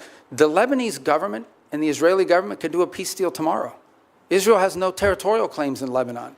And Hezbollah is in particular, in fact, Hezbollah has called for the overthrow of the current Lebanese government. The impediment in Lebanon is the fact that Hezbollah has embedded itself into that country and is the reason for all the suffering that's happening there right now and all the suffering that's historically happened. Entirely funded, entirely controlled by Iran. There is no Hezbollah without Iran. There is no Hezbollah without Iran. I mean, there might be a political movement with ideology, but they don't have a bunch of rockets. They don't have a bunch of weapons without Iran. They are a complete, total proxy of Iran, and that's the kind of activity that needs to be... I want to come back to Hezbollah in a moment, just focusing for a second on Iran itself. For some time, I have urged the administration, I've urged Israel to arm the protesters in Iran. I don't think it is fair to expect the Iranian people to stand up, protesters to stand up with rocks against soldiers with machine guns. Are we arming the protesters, and should we be? Yeah, I'm not aware of any program to arm civilians in Iran to overthrow their government. I mean, there may be other countries doing it or other elements doing it, but certainly not the U.S. government. All right, let's go back to Hezbollah. So you spoke with the Lebanese president, Joseph Aoun, over the weekend. The State Department sent out an email to journalists shortly after your call in which the State Department spokesperson said, quote, Iran wants to prolong the conflict in Lebanon so it can claim credit for saving the day. I have to admit that didn't strike me as accurate. I don't think Iran wants to keep the conflict going in Lebanon. I think they desperately want Israel to stop killing Hezbollah. Do you agree with that? Yeah, I think the point I was trying to make is that we are trying to view the Lebanon-Israeli talks as separate and distinct from Iran. And what Iran wants to do is mix it all together. Because Hezbollah is not legitimate. There's a government in Lebanon. That's who we're dealing with. And Hezbollah is not their equal in terms of who we're going to be dealing with or who needs to be in charge. So the point we're trying to make is that is what Iran is trying to stymie. They are trying to stymie any effort in which Israel and Lebanon can work together and prolong it so that if an arrangement is reached at some point in the future, they can claim credit for having forced it through leverage. And that's why you see, for example, Hezbollah agreed to a ceasefire about a week ago and then immediately violated within hours. You would agree every Hezbollah terrorist that the IDF kills makes America safer? Well, Hezbollah is a danger to the United States. There's no doubt about it. I think the question is, how do you do that? And how do you achieve the objective of demilitarizing and defanging Hezbollah while at the same time strengthening the legitimate government of Lebanon, and particularly the president and others? That's been the challenge there for a very long time. That remains the challenge now, of course. The capabilities of the LAF are not where they need to be. But there are also elements within the left that are not who they need to be because they facilitate in some cases and cooperate with Hezbollah. So it's a very tricky situation. But I point you back to two things that have happened in the last few months. Number one, the Lebanese government expelled the Iranian ambassador because of Hezbollah. The Iranian ambassador says, I'm not leaving, and you can't make me. Okay, that's number one. The second thing that's happened is just a week ago, Hezbollah openly called, they openly called for the overthrow of the Lebanese government. So no one here should be under any, Hezbollah is not just an enemy of Israel and an enemy of America. Hezbollah is an enemy of Lebanon and of the Lebanese people. Thank you. Thank you. Thank you, Senator Cruz. Senator Rubio, you've been very generous with your time. We appreciate that. For the information of the members, the record will remain open until the close of business tomorrow, June 3rd. With that, the committee is adjourned.